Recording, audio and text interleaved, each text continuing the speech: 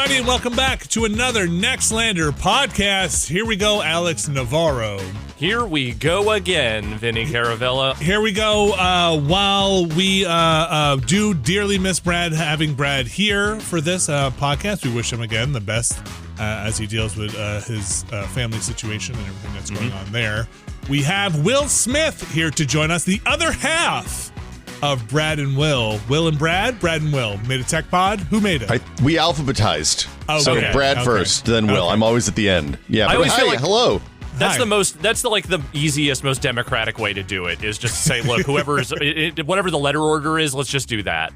Look, especially when you're Brad and Will, because that means Brad's always coming first. Will is always coming last. Yeah, well, and like I figured it was, we figured it was only right to put Brad first because I think I talk about 3 times as much as Brad does on an average episode, probably. So, every podcast has to have a guy that asks smart questions and somebody else who fills the air. So, I know my role. I know it. Yeah. Hey, Vinny, how you doing? Yeah. But yeah, So- no, it's good. So I put my hand up. I will be the guy that fills the air, and hopefully you two can be the smart question. Not a chance. No, No. okay, No, got it. there's no smart remotely. questions over here. I'm sorry. Awesome. Brad's out. Will, you have another podcast launched. It's launching. Yeah. This week has been busy. I was hoping to get it up this week, but the first episode, you know how it goes. You kind of baby that first one, and then by the time you get to the fourth one, it's just like smack this thing out, get it That's out, right. smack its ass, and send it on its way. Yeah, screaming.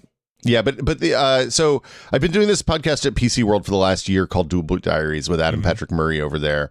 And we were talking about switching to Linux, like learning how to do the Linux changeover. And PC World has had some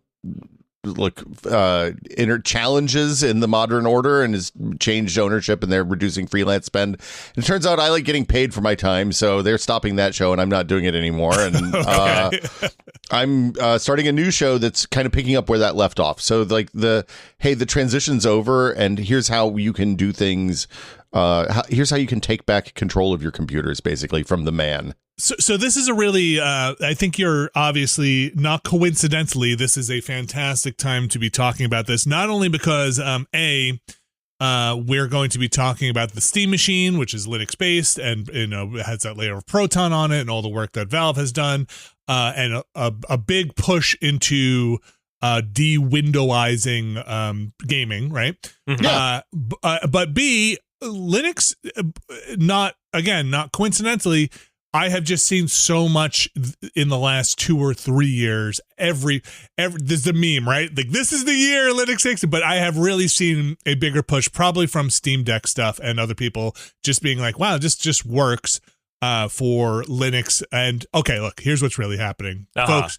Here's what's really happening. To give us the truth, Vinny. I've got some documents here, folks. Look, Windows 11 goes down in user, in like people being like, hey, maybe just stop blasting me with stuff I don't want. I then feel like Linux is going up in, hey, this actually just kind of works like Windows used to work.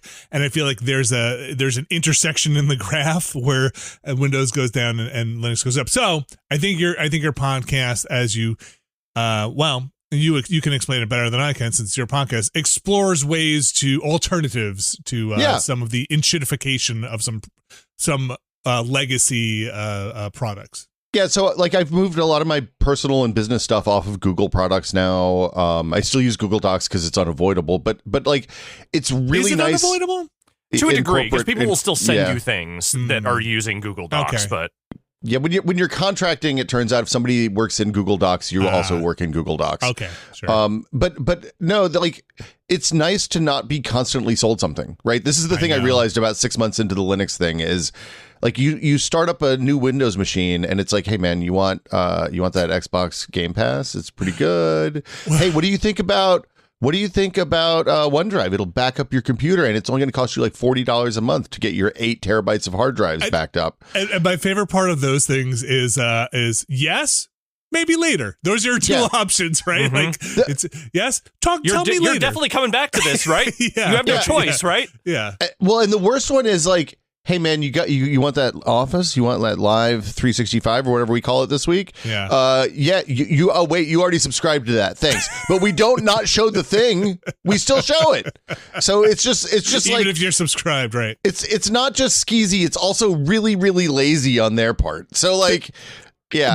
We don't need to turn the beginning of this into a bag on operating system or services, but the thing I spent real US dollars time, my time USD, looking up, because I don't use Edge all that much, but I do use it once in a while, like when we record the Planorama and I need to have different browsers open for sound recording.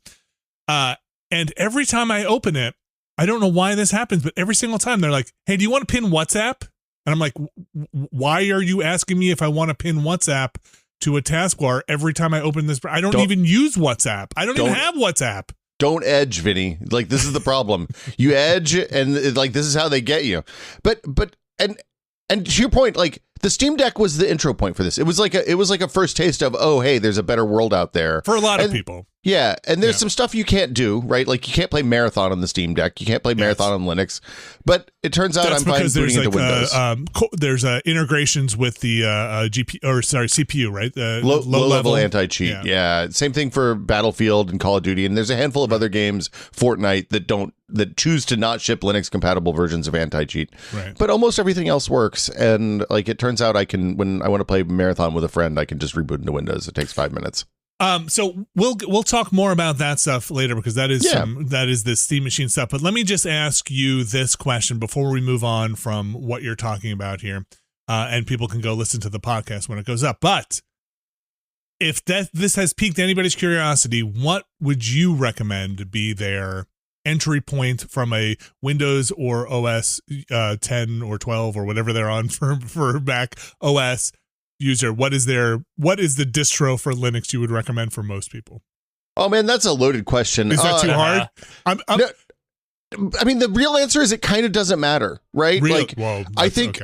I think for people who are just starting out, you can either get a live distro, like something that runs off of the thumb drive, right? So you put on your thumb drive, you put Ventoy on, you just copy the ISO file over there, and then you boot into that, and it's like running off of the USB thumb drive.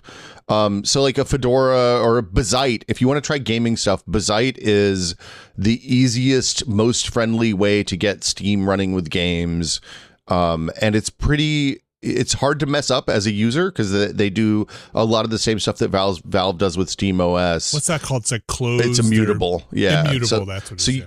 You basically, it works the same way Mac OS does now. You can't change the core partition really.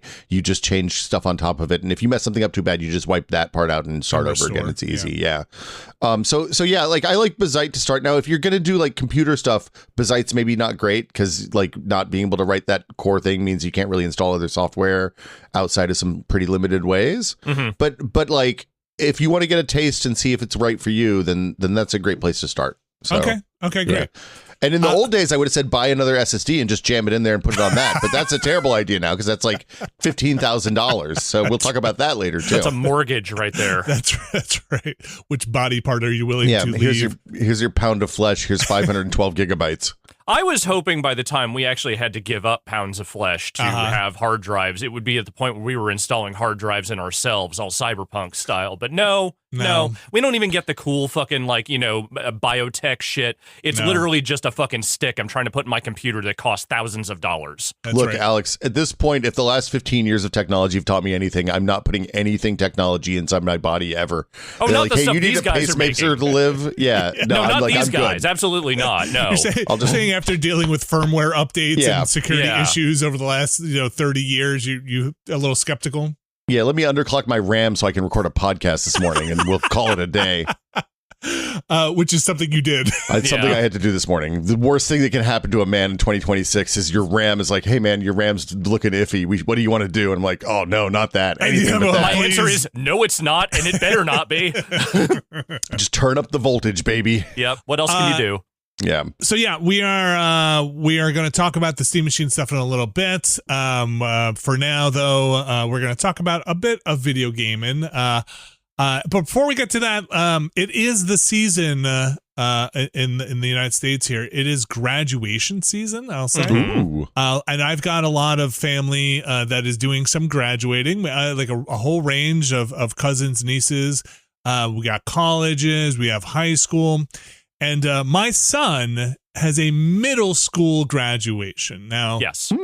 We are not a huge party town people family. Like I'm not sure all those words should have come in that order, but that's fine. Yeah. But I think I don't know how I feel about middle school graduation as like a big to do.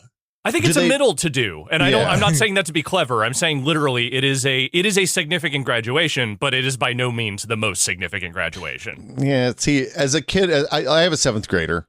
Mm-hmm. And I think that's a go to Chuck E. Cheese situation. Like Chuck you go E. to Chuck E. Cheese, you get some tokens, you play some Xevious, maybe do a little skee ball. Are we inviting and friends? You get some terrible pizza. Friends? Will, like have you been in a Chuck E. Cheese ones. in the last 20 years? No, of course not. Of course. Okay, what kind you of weirdo don't do want to think I take your am? kids there. No, it's a bad place. I don't Dude, know. it's barren.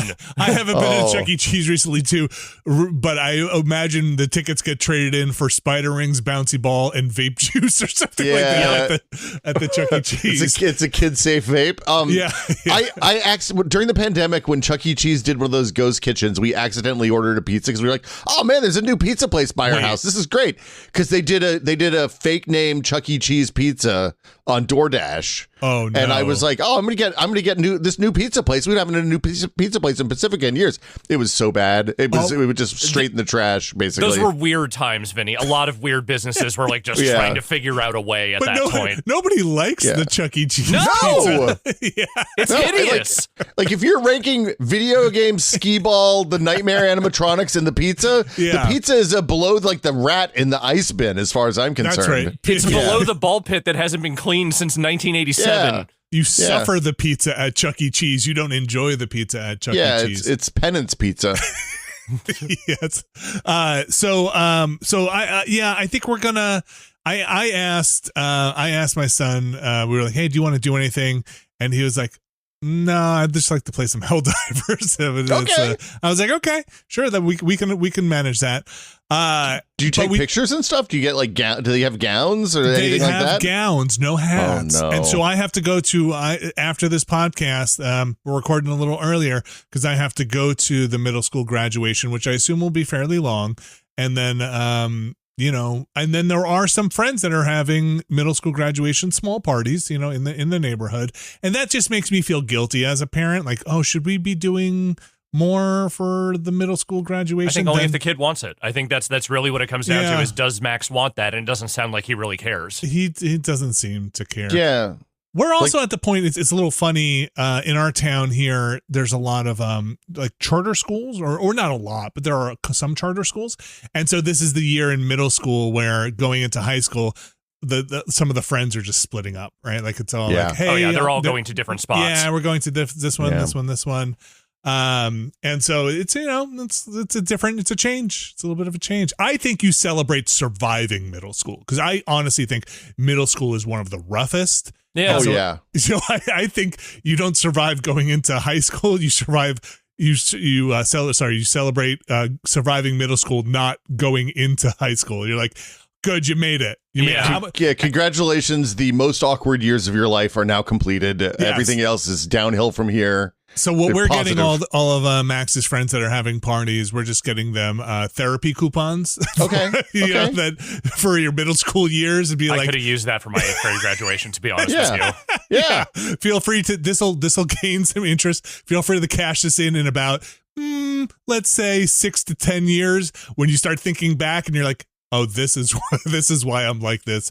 This is why I can't be loved. It's because of middle school. They tore down my middle school a few years ago, and one of the things that the school district did to raise money for like the new PTO was they let people go in and work over the school with a sledgehammer. Oh, like that's you could pay like good. $50 and go in and take out the showers or whatever. Like, wow. Like I would have gone in for that. If I had known that was happening, I would have absolutely gone and done that. Because that my gosh, destroy your middle school? Yeah, why not? Yeah. The only thing they would need to do for me would have to feel illicit and be like, be sanctioned, but like turn the lights off and be like, okay, look, you're scheduled to go in at like 9 p.m. We're going to have a fake guard. This is all security theater, but we're going to have a fake guard. You're going to be able to sneak in. And if you make too much noise, somebody will turn the lights on, but just try not to get caught. You're going to have to run, Like you have to jump the fence. The sledgehammer is going to be over here. That's right. Yeah. Plan out like a hitman mission. That would be great. They didn't demolish my middle school, but they did eventually demolish the other middle school in town. Like, everything in my town was split between West Side and East Side. I was on the West Side. The East Side Middle School was notoriously terrible. Like, the building was falling apart. Like, it was in kind of a weird, shitty area that no one could really, like, it was kind of off the beaten path. And all the kids there were just mean as shit for various reasons that I don't really understand. But my understanding, it was literally like a celebration when they finally demolished that place. They rebuilt a new one further on the East Side in a much better location, from what I understand. But when that school went down, the few kids I knew who went there were just like, good. You know, like we've said it before, middle school is just a very weird time in like the reason I think it's so weird is you just have such a brew concocting of puberty and hormones and awkwardness and like it's more responsibility. At different levels though. It's a lot of kids putting on airs of maturity for the first time because they think they're supposed to, and then working that out for a couple of years before they get to high school, where if they're still doing that, they are just going to be bullied relentlessly. The thing that they miss in California, so California, our middle school here, I mean, we pulled my daughter out in 5th grade for reasons we don't need to get into here, but like the middle school here is all outdoors. So the classes are inside, but like there's no hallways, right? It's all, you just step outside. Like portable buildings, basically? Well, they have a couple of portables, but it's designed that way. Like it looks like a 90210 kind of TV California high school. It sounds kind of lovely. Yeah, but the thing I realized is that you don't get the stink, right? You don't get like the middle school hormone stink. So like you go into a middle school where they're all sealed up in there for 8 hours a day. Yeah. And you're like, oh wow. Yeah. You need a good filtration system. The outside is just, the air is just just cycling all the time. You don't get the musk. So traditional middle school odor. It's like Drakkar Noir and testosterone. And well, gosh, what I actually like Curve.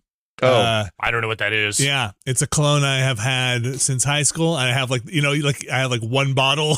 Same bottle? Yeah, I think. Dude, how often are you wearing cologne in your life? My second bottle. It might be my second one.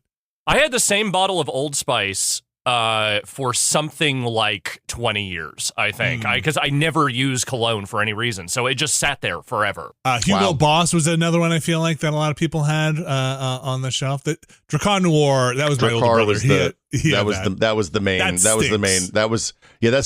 stuff. It's just you get in the car and you're like, oh man, I have regrets. I'm so glad my generation missed the Axe body spray era. Yes. Like this was pre that, because I have to imagine those schools just smelled like nothing but that for a few years. Though we did have, okay, we're veering into a path here. But we did have, you do that. Banter gone wild. The kind of CFC, I assume they were CFCs, powder spray deodorants. You remember those? Like the Right Guard with the powder. Yeah. Mm-hmm. And it would just spray powder. It would just shoot like a fire extinguisher deodorant. So kids were using that in gym class, and that was a mess. We had one of those. Somebody put one of those in their had that in their backpack, in their gym bag, in their locker when I was in high school, and they dropped something in the locker and it punctured the can and it exploded the whole thing out in the hall. They had to clear out the hall and everything. It was amazing. I assume they just don't make those anymore. I can't imagine they're legal. They're probably banned by like 15 different conventions internationally. Yeah. The other thing that I'll say, and I don't know if this changes in the high school, I'll be curious as my son goes into it. In middle school, he doesn't have to change for gym class. And I don't know if that's a thing that changed at some point. So he said most kids just go wear sweatpants to school anyway, and they wear sweatpants and sneakers, and they just don't change for gym class. And so he was the only kid, because I was like, you should just change for gym class. So he was like, okay. And then he was like, go into the bathroom and change, and then come out and look. Hygienically, that actually seems worse than changing during school. Like, I think if I think about how nasty I was after first period gym, and I'm like, no, I needed to be wearing different clothes. And that's what I kept in my mind, was just like that. And like, look, I can be maybe I'm a jerk dad, but like, I was like, I don't know if you could just wear sweatpants your whole middle school career. Like maybe a pair of pants once in a while. Vinny, we're a sweatpants culture now. I know. Like there's just no getting around it. It's athleisure.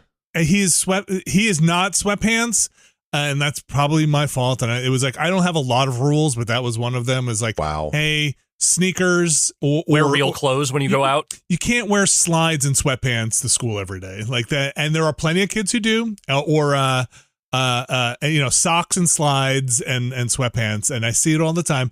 And so he's like, well, when you're in gym, you have to have sneakers. You can't just wear slides. So he said he was. So like there's some law left. He said he was like the only one who would ever change. They make at our middle school, they make the kids change, and they are explicitly banned from going into the bathroom stalls and change because there's not enough of them, so they have to go. They have to change fast, so it's just like the full open. Yeah, yeah. I mean, I don't know, man. That's how it was in middle school for me, and I assume in high school for me. I just remember, and in high school it was definitely like, oh man, I need to take these clothes home and get them washed because this is bad news. Well, they made us shower in middle school, which was we did not have that.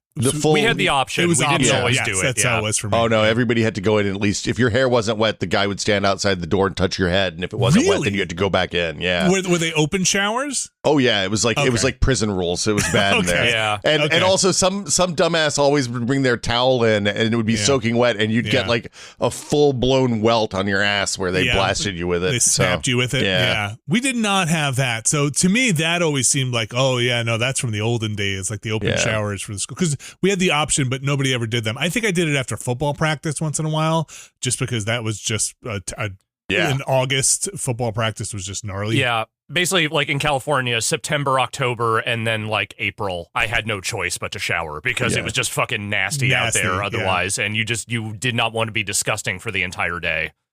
Yeah. Anyway, speaking of being nasty. Yeah.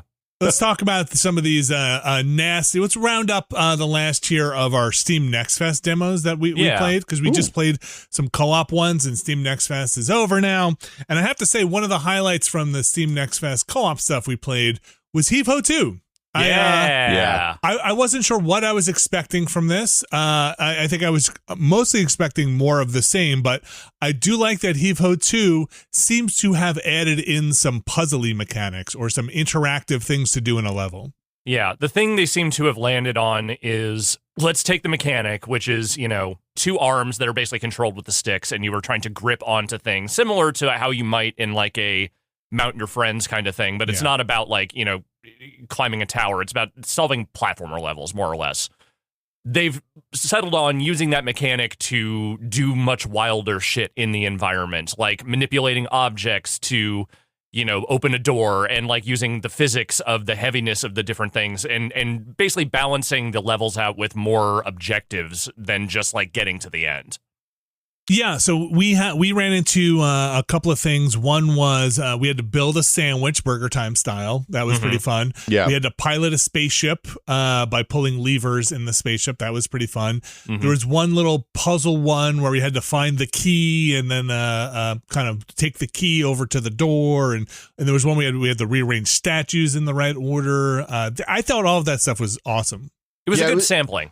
Yeah. It was much less, hey, this is a traversal game, and much more of, hey, we got to figure out what the hell you're supposed to do here. Yeah. And so I was talking to my kid about this because she's played more Heave Ho than I have.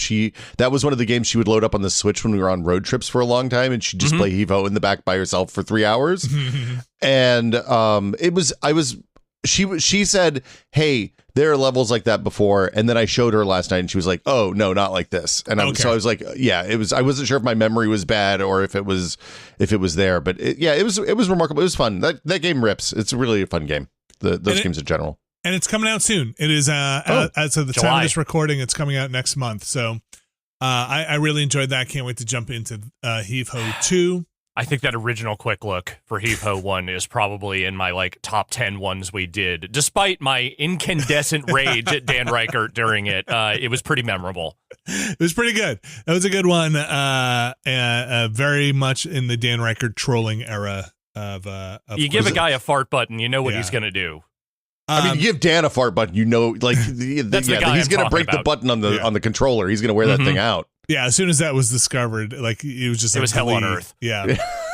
The other one that we played that stood out to me was the Mound, Omen of Cthulhu, and didn't necessarily stand out to me. I'll say it again because it's a weird name. The Mound, Omen of Cthulhu. Because it was exceptionally well made. It's just probably one of the weirder. It's more like the ambition of it is what stood out to me, like what they were aiming for. There's a quality to it. Well, they looked at, like, there have been a lot of Lethal Company fast follows and like Lethal Company likes where you have to go to a place, get some stuff, haul them out, and there have been garbage extraction. Yeah, garbage extraction. Okay, I didn't know what the genre is called, but yeah, it isn't. But I'm calling it that now. I think that's exactly right. That tells me exactly what it is, and this one feels like the first one that somebody who's made a lot of games and has some production expertise sat down and was like, what if we make this a real ass video game instead of just like, you know, like, cause like these games have a lot of charm and they're a lot of fun, but they haven't been particularly polished, or they rely on some gimmicks or whatever. And this felt like a video game, both in terms of art production and in terms of the weird shit that they do in it, to the point that like, we were walking along and all of a sudden Alex showed up again, but Alex was dead. And I was like, hey, what's happening here? Alex was like, no, kill that guy. So yeah, it was pretty good. And normally you wouldn't be able to do that because it has prox chat in it. And it's like the whole thing they're doing is like these madness effects around the edges. Like you're one of four disgraced individuals. You know, it's very like turn of the 19th century type stuff of like, hey, you're a woman of ill repute and you're a monk who did something bad, or you're a fancy boy who maybe is just on the out somewhere. Yes. And you get on a boat and they send you to this cursed island to go collect, you know, treasure, other junk, you know, find out what happened to a lost expedition, etc. But basically it's 4-player, go pick up the treasure, put it on a cart, get the cart to go back to the boat, and then don't die in the process. And a lot of what they're doing around the edges is just sort of like subtle horror effects. Like the more noise you make, the forest will start getting really weird. Like you'll see the trees moving. You'll hear noises coming from you.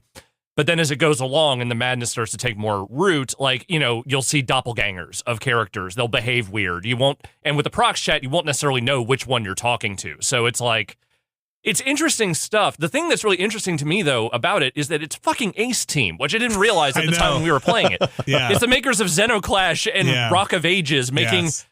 a kind of, straightforwardly licensed. I'm not saying the game itself is straightforward, but like, it's just Cthulhu stuff. There's no there isn't a lot of their weird stuff around the edges. It's very much like in the old gods cosmic horror vein.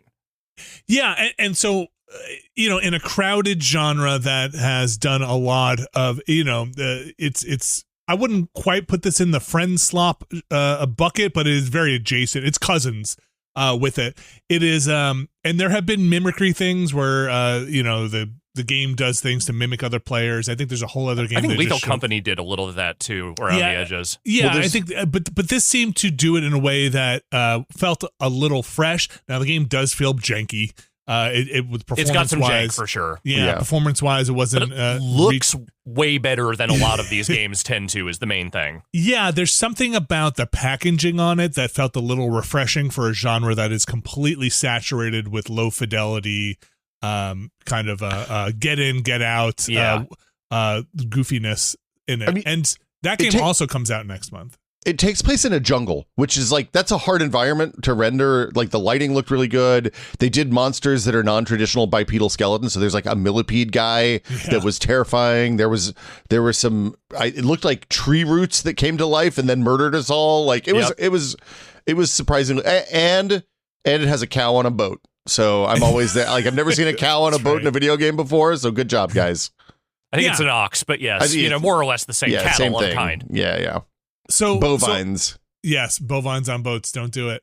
So yeah, I think it's of these that have seen many, and there are many more to come. This one kind of stood out as holding my interest, at least. Yeah, surprisingly cool. Yeah, and that should be playable in some form. Again, I'm not sure if this is actually coming to early access or coming out for realsies, but this is July 15th. I think the demos, most of the demos for especially the games that were in the top like 50 most played that Valve put out yesterday, most of those demos are going to be live for at least another week, I think. So you should be able to go back and play those if you want to try them out. Yeah, they the fest doesn't end when the fest ends. Well, yeah, but also, like, I work with a lot of indie developers, and the feedback that people get from this time is incredibly valuable, because often, like, these games, Heave and the Mound are both pretty close, but like, a lot of people we're talking about how they when you fill out those surveys at the end of your play session, like, that's actionable information that they will use to make the game better and respond to your criticisms and complaints and stuff like that. So it's worth, if you love the game, it's worth taking a minute and filling out one of those surveys when people pop them up for you. And apparently, and if you really like it, wishlist it is what I keep hearing from folks, to get out there and surface a game that you might like. Demo reviews too. People love demo reviews. Just a thumbs up. Can you do that? Yeah, you can review the demos are a separate entity on Steam. Yeah, they get their own page. Yeah, they get their own page, so you can leave a review, and that's helpful as well. Okay. I'll squeeze one other thing in here. Actually, you know what? I'll save it for after the break. And we'll come back. We'll talk a few more games here, and then we'll get to the news after. So stick around. We're going to take a quick break, talk about a couple more games we've been playing, and then we'll get on to the news. We'll be right back. All right, we are back, and we played some of this in the multiplayer Monday Madness with Brad, but I have played a decent amount more of Subnautica 2, the early access Subnautica 2, with the kids now. Yeah, and so I had to do a little bit of, hey, I'm going to buy it on your Steam account, I'm going to play it on my Steam account, and then I think my daughter played on the Xbox version, the Game Pass version, and then we all just use the Xbox chat, because I don't think I have a better way to do that yet. Do you know of a better way to do that? You theoretically can do Discord on Xbox, but I don't know how that works. I've never done it before. We don't, like, if I don't want to use Discord, if I don't want to, because then my kids need Discord, and they're too young for Discord. Like, legitimately, they can't make an account if I give them the right age for my kids. Oh, see, I just set up a Discord account for my kid when she was like 8 for her and her friends to talk, and we did. Yeah. Don't tell Steve. Don't tell Steve. You don't. You didn't hear from me. I didn't do that. Don't ban her. I'll be in so much trouble. Oh my God. She's old enough now. It's nice and legal. But but yeah. So I don't actually know what the answer to that is. I think maybe you have to yell across the house and just be like, hey. I always thought I would be able to roll something on my own and then just be like, hey, we'll just connect to this vent server or something like that and do it that way. You could do that. You could do like a TeamSpeak server and just run it in the house and not open it up to the network. But yeah. And then just have a device that is there that they use. I don't know. I do have to still figure something out. Anyway, Subnautica 2, the reason we're talking about this is I think that game is a lot of fun. And it was a very different experience playing with the kids, because I had done a lot with you guys and I was going back over some territory that we had done before. The thing I think with Subnautica 2 in early access, and some of this stuff is going to come down the line, I think they're adding prox chat to Subnautica 2 in the roadmap when I looked it up, is that my complaint about where it is now in multiplayer is that it doesn't do a great job if you're coming in into somebody else's session and catching up quickly, because some of the upgrades are tucked away in kind of hidden spots on the map that get revealed to you through quests. And if the shared quests are done already, you're just not going to get that location. And you're like, oh crap. So like when I was building a base, my daughter was like, hey, can I go just swim off and go do this quest and go find this beacon? I was like, whoa, no, wait, because if you go get it and there's an upgrade bed over there, we're all going to miss it unless we follow you over there, because we didn't have beacons unlocked yet to kind of ping them. So some of that stuff gets a little, that's rough in some of those permanent upgrades where you're like, no, I need to know where this is. So you can scanning room for those eventually, but the scanning room range is pretty small.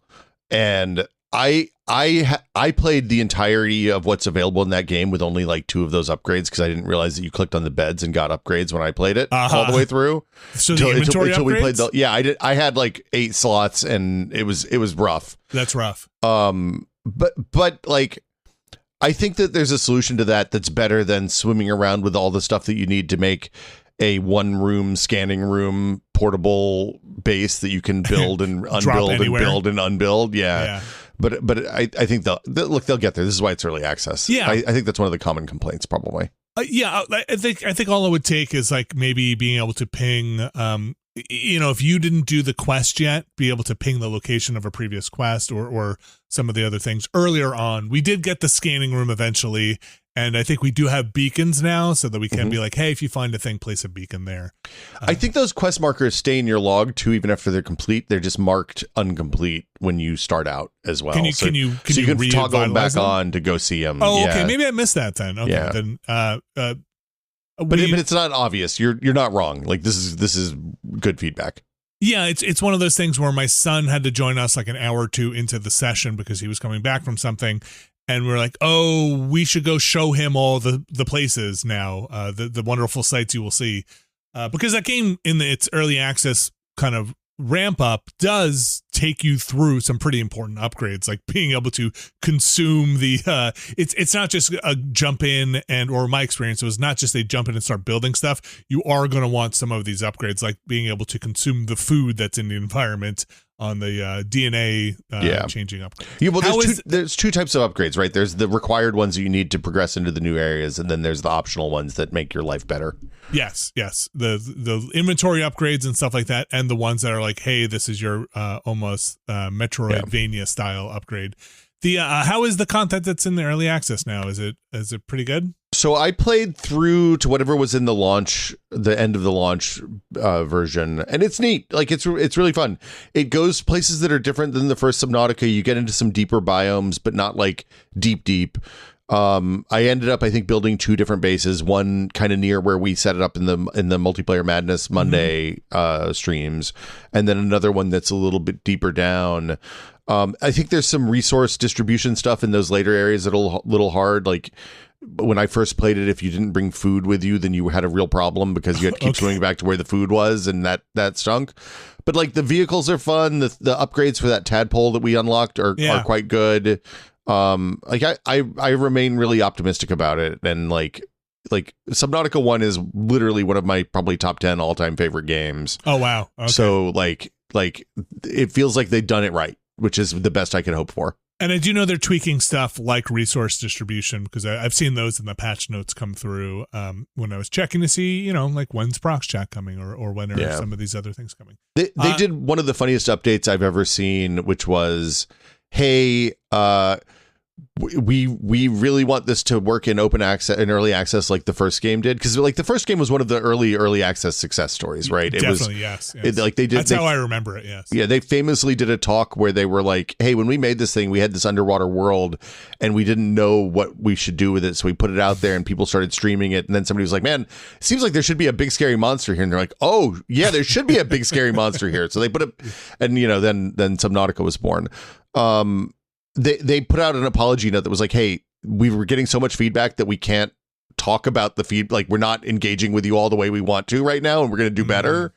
And like, I don't know. I feel good about it. I'm stoked about it. I'm stoked about what they're doing. I think I'm anxiously awaiting to see what the rest of that game looks like. Yeah. And just so folks know, according to them, the Subnautica on their official Steam page, they say approximately how long will this game be in early access, and they say based on previous early access games we have developed, we expect it to take about 2 to 3 years in early access. So that'll be a journey as this moves. I'm always glad when a company is willing to commit to that and say, like, look, we still have a lot of work to do here. We're not going to try and just 1.0 this. It's like, no, if you have the resources, and it sounds like they do after they got their bonus, they're fine. They can go ahead and continue on. Yeah. Well, and also they the way that they do early access is interesting, because they're doing like there's the starting area is pretty, I think they feel like it's pretty close.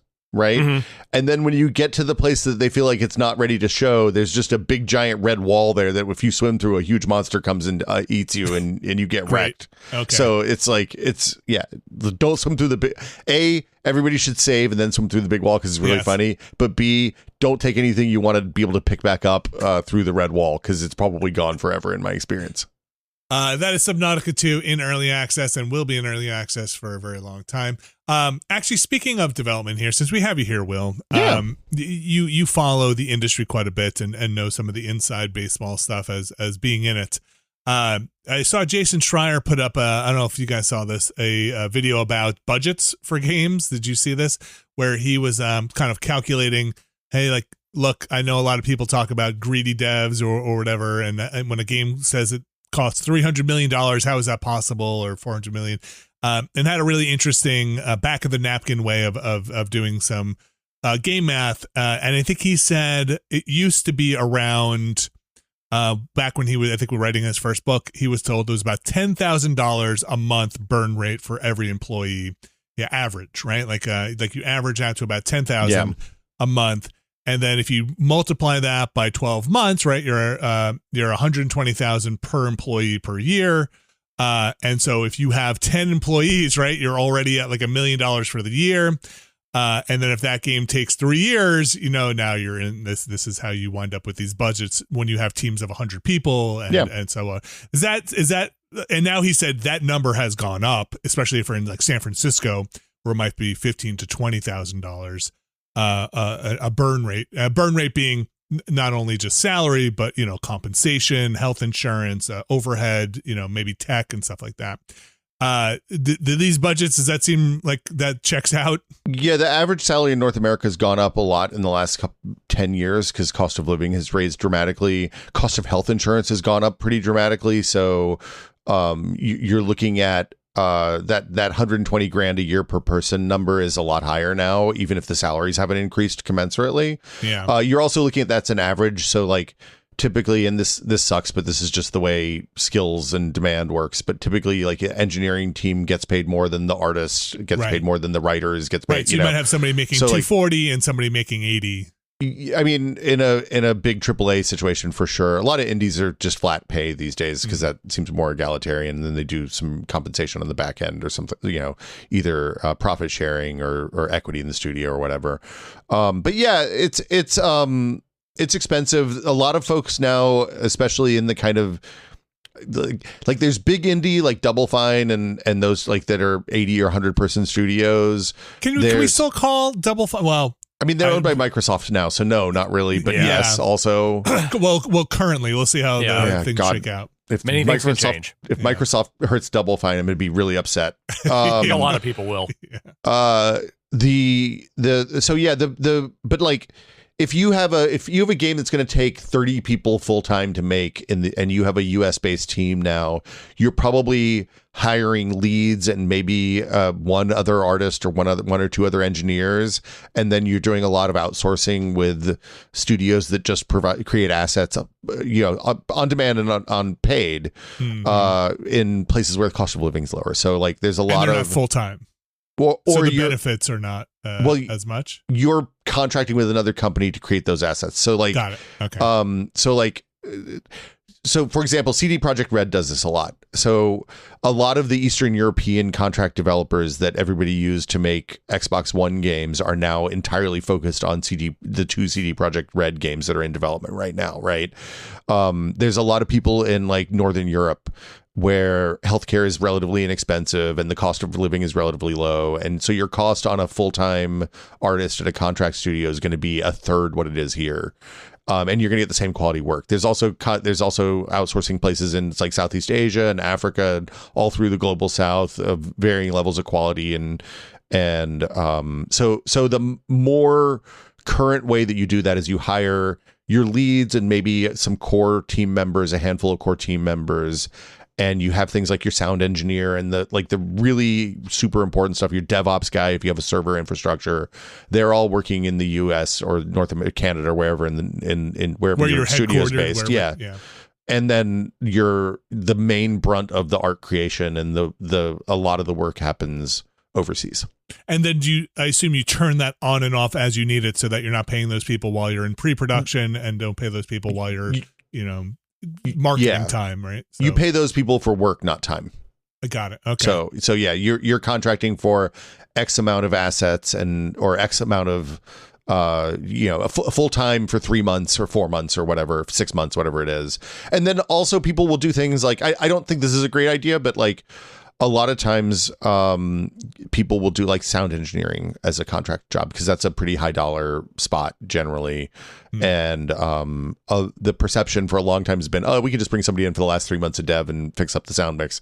And it depends on the game and how complicated your sound mix is. Alex has made a face when I said that because he worked in games that had sound that really mattered. Yeah, sound mix was kind of a big thing for our studio, definitely. It turns out. Talking about harmonics is what Yeah. people don't know. Yeah. And also if like you're making, like if you think about Species Unknown, sound is such a huge portion of that game. I guarantee you they have somebody on full time working on sound for that, right? So like, and ironically, the friend slop games, which everybody perceives as cheap, sound is a big part of that. Because like Peak, how the in-game voice handles Doppler when you're falling off the side of the mountain is a core game mechanic, right? So yeah. Anyway.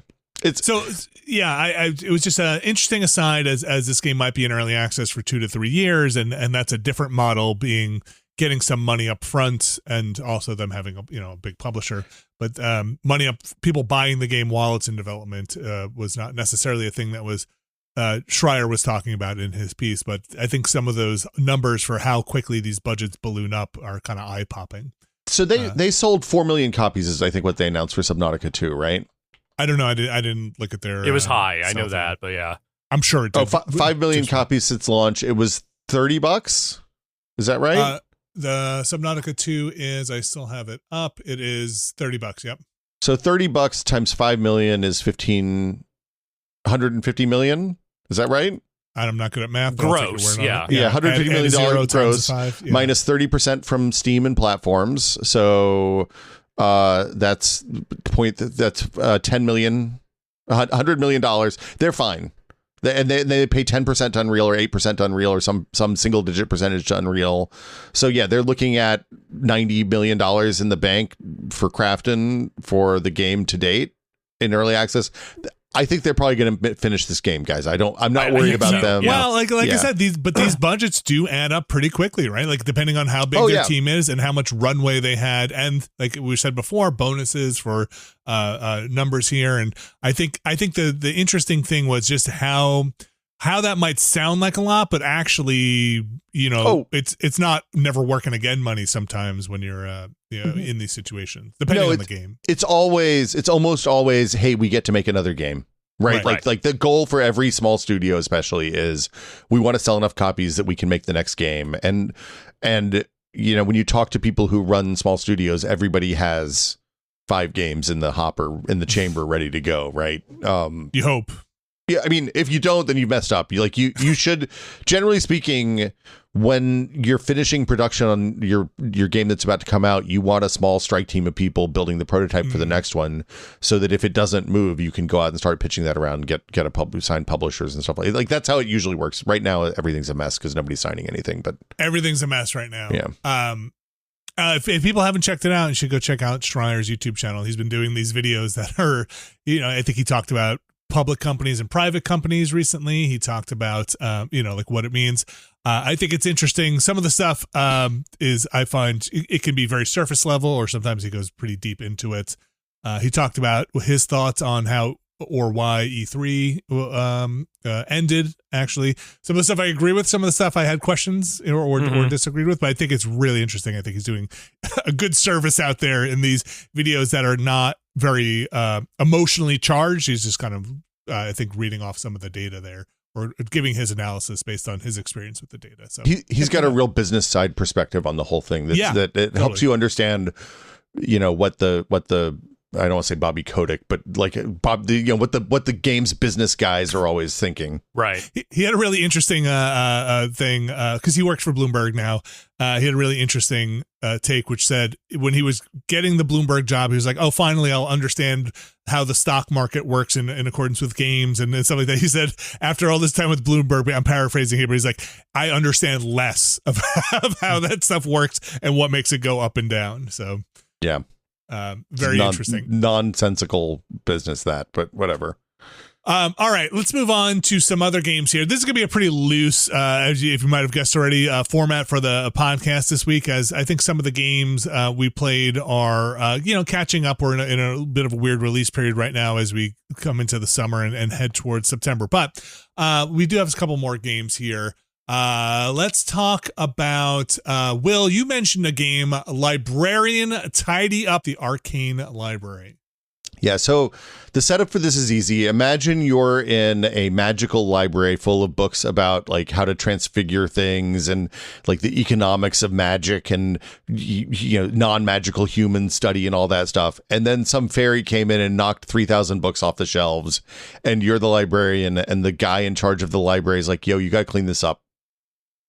And this is a game. This is a video game. Work. Yeah. I mean, no, that sounds like a game. Yeah. Yeah. So you walk into the library. It's one big room. There's like 2 levels. There's 3,000 books piled up on the floor, and you have to go through and pick them up 10 at a time and figure out which shelf each one goes on, and like put them in the right order on the shelves. And when they get in the right order, like a number goes up and a little thing flashes, and it seems like work, but you like they're unlocked. It's a video game. There's progression stuff. There's stuff you can find that makes it a little bit easier. There's magic spells you can cast and all that. And it is a very meditative, kind of surprisingly chill experience to do. And as you progress, you get the ability to like, oh, okay, now the shelf it's supposed to be on is highlighted when you cast your spell, and now you can grab all the books that are the same class of book, and it becomes a very kind of like one more thing game. I played this and I was like, oh, Vinny's gonna love this. This is gonna break him. This sounds amazing. I watched the trailer for this. It looked amazing. Is this multiplayer or is this single player? Just single player, because it's a bunch of physics objects, so it would be a kind of multiplayer nightmare, I think. Okay. And this came out a couple of months ago, April. It's $6 on the PC if anybody's interested in it, and it does just seem like a make things look nice kind of game. Look, I'm gonna tell you, I played a lot of this on the Steam Deck in the living room while I was watching basketball and baseball games. So cleaned up your fake library. Yeah, cleaned up my fake library while I'm watching the sports, waiting for the exciting thing to happen. That is Librarian, Tidy Up the Arcane Library. I have already added it to my cart, I should get this. It looks awesome. Again, $6. I played a game called Dimhaven. Have you heard of this? I have not heard of this. No. Okay. Dimhaven. It is I think, a first-person puzzle game in the likes of a Myst is probably the best way to describe it. It is from the makers of another game, which was not familiar with. Oh gosh, what is the name of the other game? It's something with a House Q. of Da Vinci. That one? No, that wasn't the one I was thinking of. If that is their other game. Oh, Quern. Quern. Yes. Quern. That looks like Myst. That just looks like a Myst. I'm kind of getting the impression this is maybe what the studio does, because House of Da Vinci also sounds like something that would be like that. Yeah, it's weird. I didn't see that one. I just looked it up. But yes, Dimhaven, I'm actually really quite enjoying. It's got a look to it, which is, it's not quite that PlayStation, the D-Res thing that is kind of popular now, that like GameCube PlayStation vibe. It is first person. But it is kind of de-resed a little bit in the textures. I think the voice acting is actually pretty good in it. I think the puzzles have been challenging but interesting so far. There is one that they have a hint system in it. There's one I had to look through the hints because I just could not figure it out, and it's a problem for me because now it eventually just gave me the answer for it, but I still didn't understand how we got there, right? And so now I need to go like look up in a guide or something and be like, I still don't understand. I want to know how we got this answer to this puzzle. But yeah, Dimhaven, The Lost Source is the name of the game. Is it like roomy puzzles, like the room puzzles, like where you have like boxes and stuff? You have to like move levers and do all that kind of stuff, or is it more logic-y puzzles, Vinny? More logic-y puzzles. It's more and more inventory puzzles where you'll need something. It is a bit of you might want to have a piece of paper next to you to write some stuff down. Not in the terrible way where it's like, you do have an in-game camera you can take snapshots of. It's pretty useful. It's not 100% of how I would like to use that, but there are certain things where I did need to break out a calculator at some point just because I'm terrible at math. But I did need to break out a calculator to do a thing, and I did have some notes that I was writing down. But I kind of like that stuff when there's a bit of having to put it together in your head. The only thing I don't love is when I feel like there's a passcode in a note, and if they don't give you the pass, you have to remember the passcode, and they don't just put it up on screen when you get to the lock. But yeah, okay. Dimhaven, The Lost Source. I'm playing it on Steam. It plays okay with the controller. I was streaming it to my living room. Plays okay with the controller. I think it might play even better with a mouse and keyboard. It seems like it is kind of built around that. So I'm probably going to try and boot it up on the PC here and give that a shot. Again, Dimhaven, The Lost Source, kind of a and when I say missed, like I know we some people have asked, don't just reference games because if they don't know what the games are, it doesn't help them. But when I say missed, like it's an explore the environment and solve puzzles in the environment with some what I consider a missed game is some trappings of a bigger narrative story behind it, right? Like you're unlocking rooms and puzzles to discover something. I recently played another game called Elder Gods, which was very similar, which if you're listening to this, you probably heard me talk about.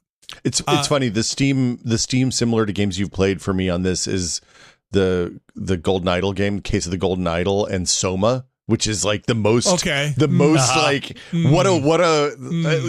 a weird pairing. Right, yeah, but yeah. I get it. I'm into that. I'm trying to think of good. the connective tissue really, but I don't know, games that are awesome, I guess. Yeah. How do you play the Kevin Bacon game with that? Yeah, right. All right. That is again Dimhaven, the Lost Source. Before we get to our last bit here on the embargo list from Summer Game Fest, Alex, one more thing I wanted to touch base with is I mentioned before my son continues to really love Helldivers 2. I still think that is a great game. That game's I don't know, for lack of a better word, I don't know if this is the appropriate word. Will, you are in this world more than I am for sure.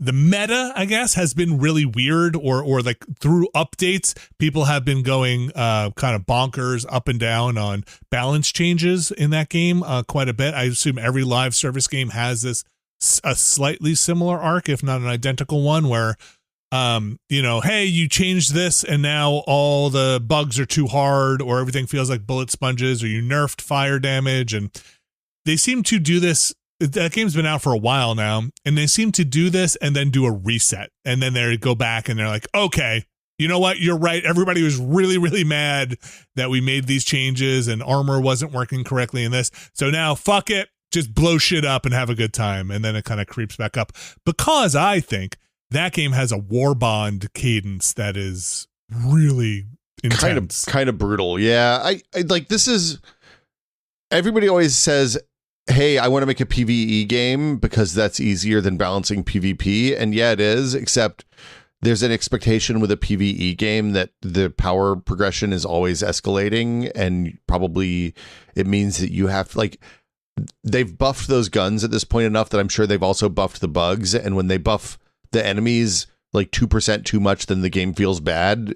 And that combined with the fact that they have like 12 difficulty levels or something insane now. That they have to balance. And like, I remember for a long time I used to play with Gary, and they would, like, you'd be in a situation where it was more difficult on the 7 difficulty than the 10 difficulty, because they, like, the enemies are harder on 10, but they do more on 7, and it turns out having more is worse than having like heavily armored enemies on 10 or whatever. Sure, yeah. And like, it's just, they've got too much. They've got a wall full of wallpaper, and there's like 50 different bubbles in it, and there's one combination that the audience is happy with, but they don't understand why they're happy with it, and probably the developers only vaguely understand why they're happy with it, and like every time they push one down, the bubbles move, and they're like, oh crap, okay, how do we fix this?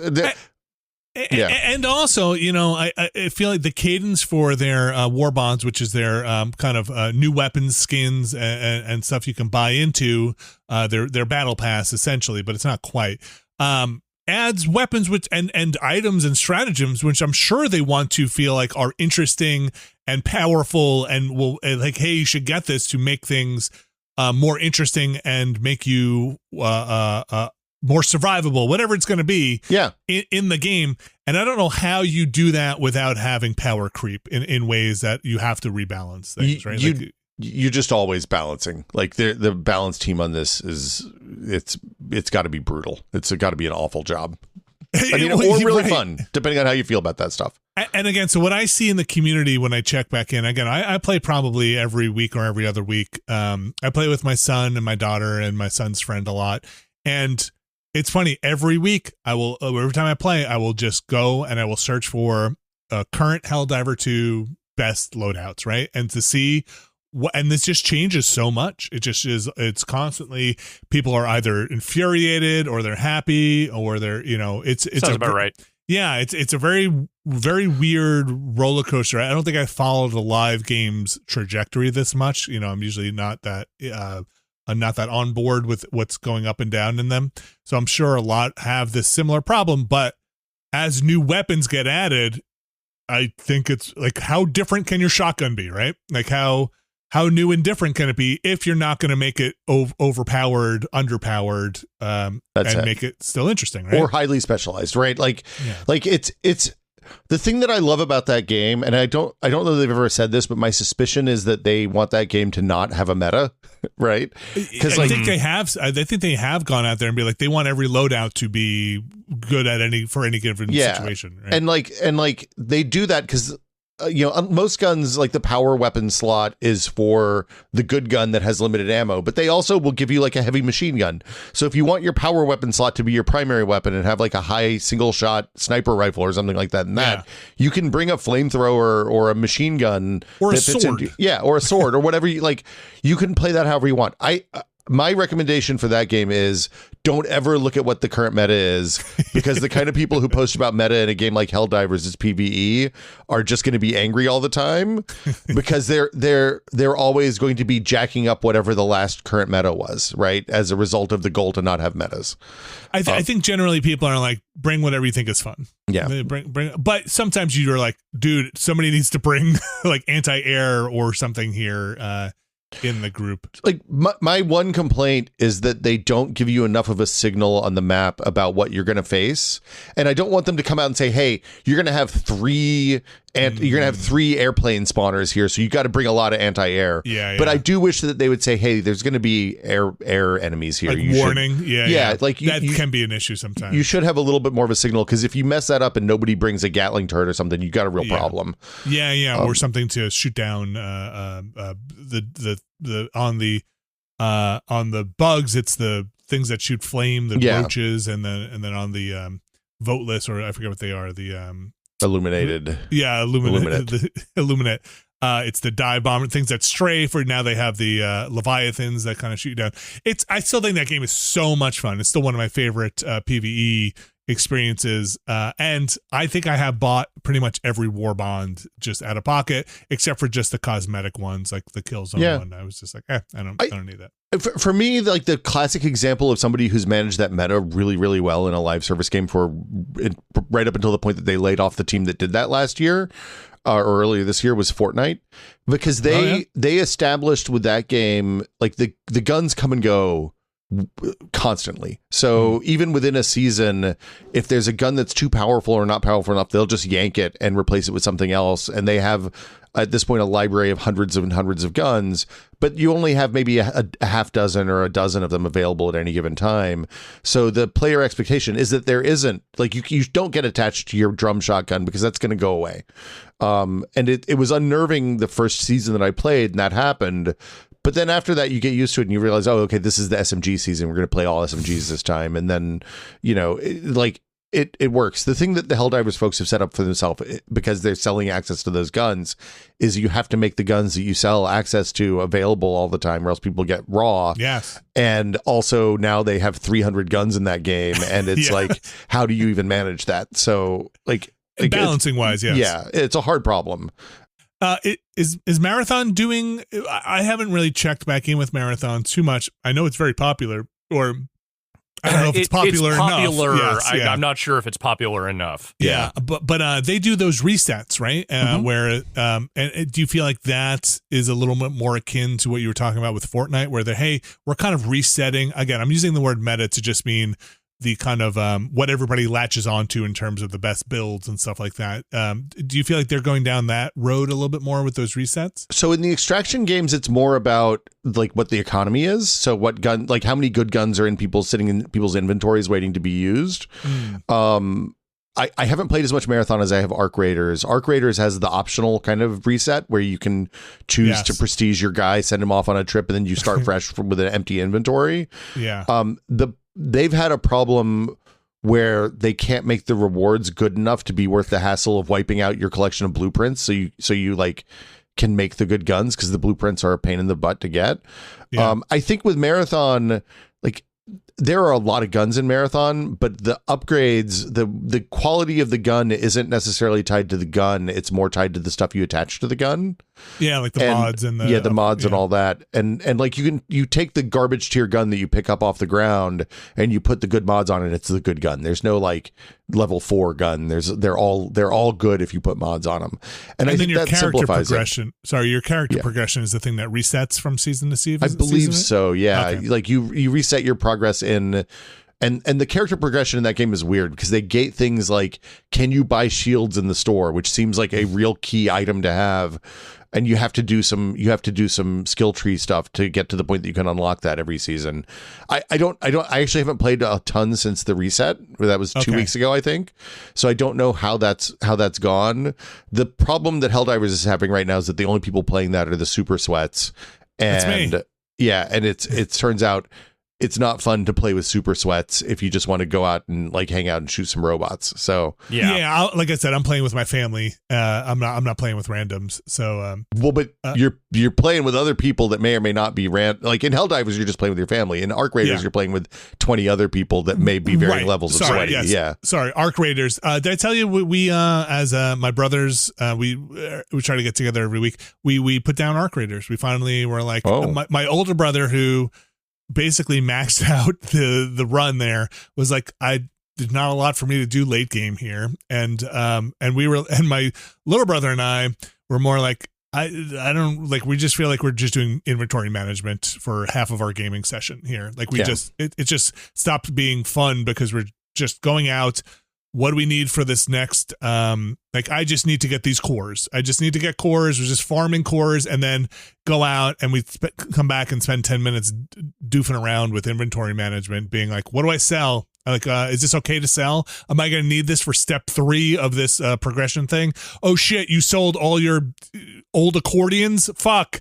No, I needed those. You need 35 accordions, Vinny. What are you doing, man? Yeah. And then, look, there is the part which I think you liked, which I did not like necessarily, which is great. I found 3. I don't know if you played Arc Raiders recently. I found 3 of the right boats I needed for this for this thing, and then you get to the extraction, like, fucking dude just killed me, like, dude. And like, I just at some point I remember we were playing like one of the last times, and my little brother was like, okay, we're done. What is our next game? We're just finished. And they also, I mean, this isn't their fault, but it is their problem. Is there was some duping exploits. So like, if you weren't duping, you'd go into a PvP round, and there'd be like, you'd immediately get murked by a guy with level 4 guns with all the best attachments. And like, you're like, how do I can't do anything about this. Like, what am I doing here?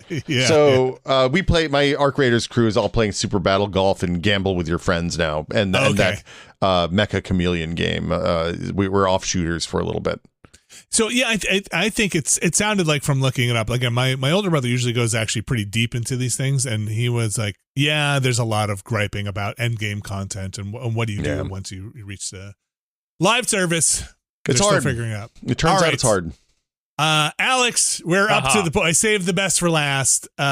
Literally taking the most amount of time possible for me to have to remember what this demo even was, because again, this was literally the first thing I saw at SGF, and now we've just gone as long as we can, stretching my memory as far as it will go. So we're at the embargo time here. Tell me about Dragon Ball Xenoverse 3.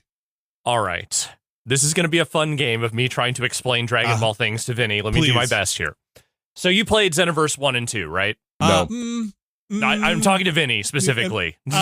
Some of it. I know you quick looked at least one of them. Yeah, probably. I've done a lot of Dragon Ball stuff. So yeah. But you know the basic gist, which is that, you're running around an open environment. There's missions. Yes. They give you go out on missions with usually like other Dragon Ball characters of varying types. Yep. That sounds right. So here's what I remember from this demo, which again was the very first thing I saw in the morning on the first day. So my memory's a little fuzzy on this one. But basically, this new one takes place in the future. It is like $100 years after, I guess, maybe either the events of Xenoverse 2 or generally where Dragon Ball Z was. Okay. And it's a future where it seems like you're doing a lot of the same stuff. Like, it is straight up like you go out on missions, you walk around these open environments. There are various Dragon Ball characters there that want to talk to you. And they showed a battle, which was basically going out on a mission, getting 3 other characters running around as AI while you fight your big airborne battles, whatnot. And Broly was the like kind of boss at the end of it. Yeah, and so for people who aren't familiar with the Xenoverse stuff, you do make your own character still, I assume, right? Yeah, so you kind of make your own character, and it is a RPG-ish, but like adjacent, right? Like you're kind of have your own stats and stuff. You're not just playing Goku. Like you're not. But Goku might be coming along with you on something, or Son Goku, or any of the other various characters that are on the right side of history, I guess. Right, yeah. Is the cabbage guy in this one, or no?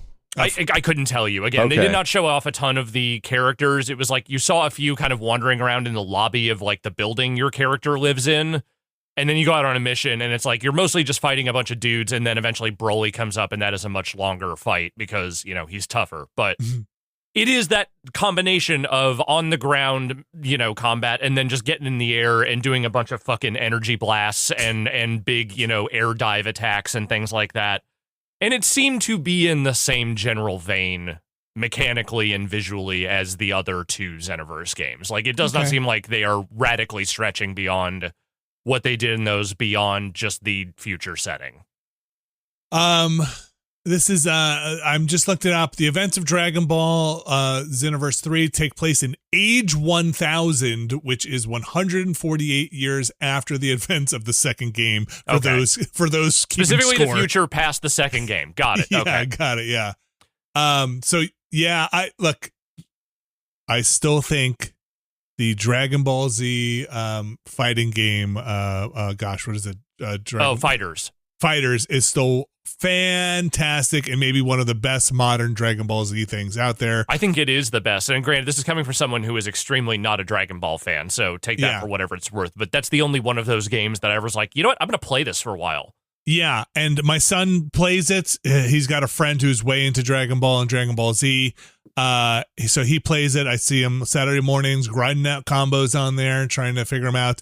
He also plays like a Dragon Ball MOBA, which I'm less happy about. But as a parent, you gotta just let your kids do some stuff sometimes. I didn't even know there was one of those. Yeah, I forget what it's called, but he's on there, and I'm just like, it's kind of like catching your kid doing drugs or something. You're like, what are we doing? Hey, Dad, tell me about Dota 2, okay? Just what do we do? What are you gonna? Should I get into League of Legends, Dad? It's one of those things where you're like, I'll see him playing it, and he knows that I'm not super happy with it, but he should play whatever he wants. But I'm like, he's like, hey, Dad, you want to come sit? I'm like, no, I'm good. You're playing this, huh? Yeah, no, I'm gonna go stare at a wall for a while and go do something else.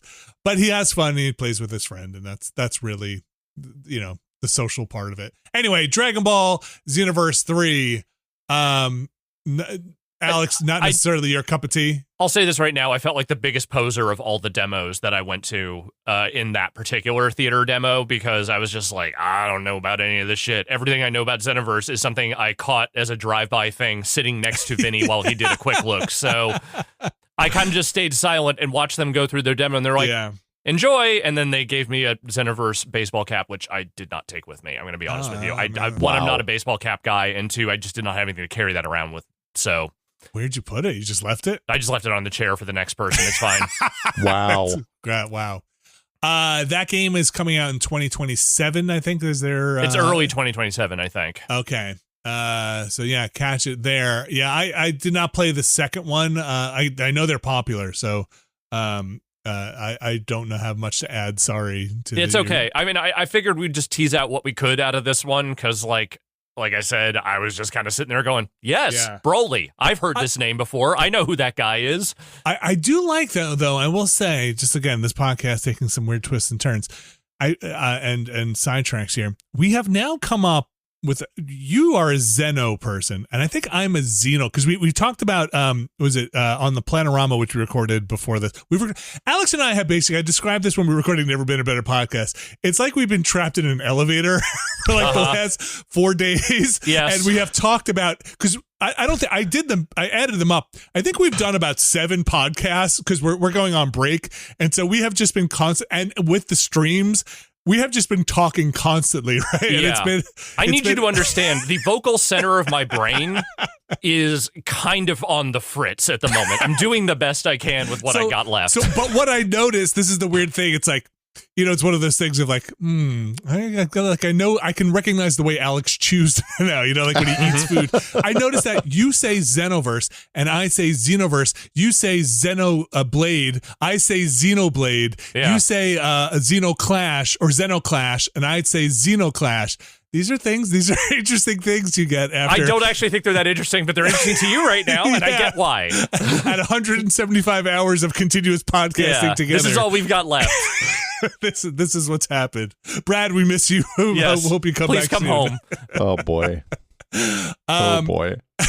That is going to do it, I think, for the games that we have played. We have a bunch of other stuff coming on the horizon here, but we just did our Planorama yesterday, like we just said, and July has some stuff which is interesting. Like it's a better July actually than a lot of Julys tend to be. Yeah, and August also has a couple of big tickets there, but it's really September and October this year. That's not a big ticket. That is a stuff yourself until you die kind of meal. Yeah, is really where everybody got mushed into if you're looking for the big name releases. And we'll talk about maybe a little bit about why that is as we get any Grand Theft Auto 6 news. I feel like is news at this point. We'll have a little bit of it coming up during our news section, which is going to be right after this break. So stick around.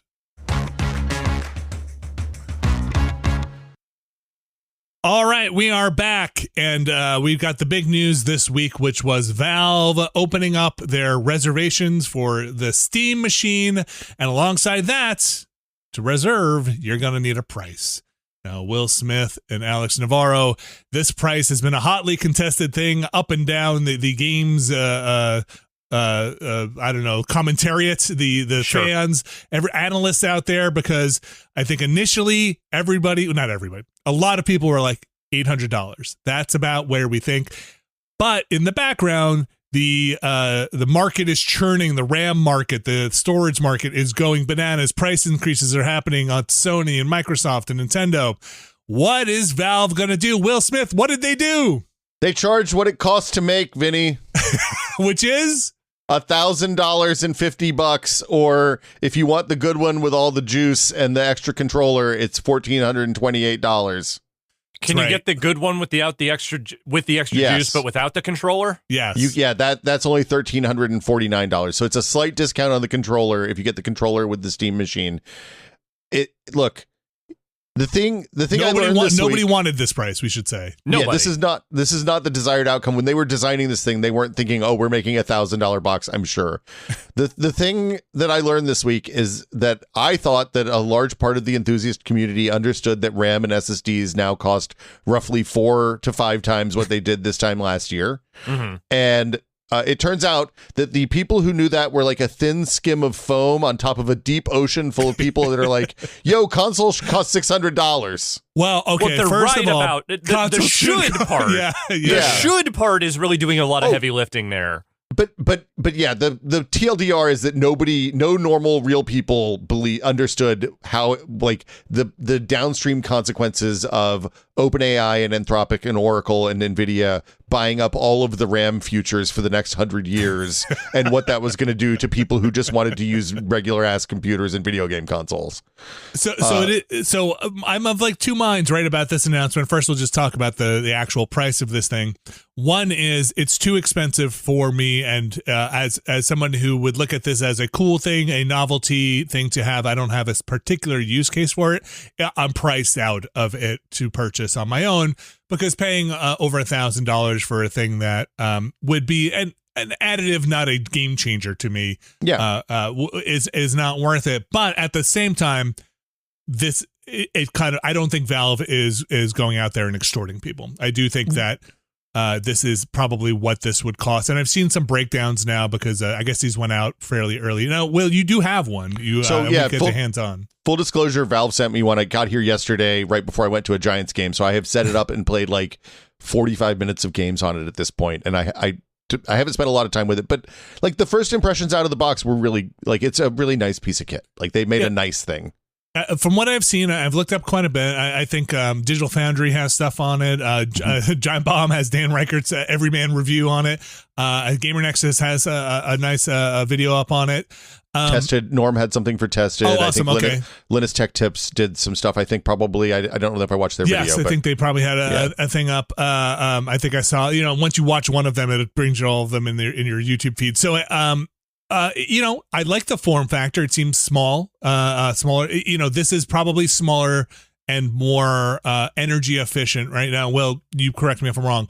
Then I would probably easily be able to do with off the shelf parts, right? Well, even in the smallest form factor. Yeah. So that's the thing is, like, I think Steve at Gamers Nexus did a good. Here's like the closest we could come to making this box.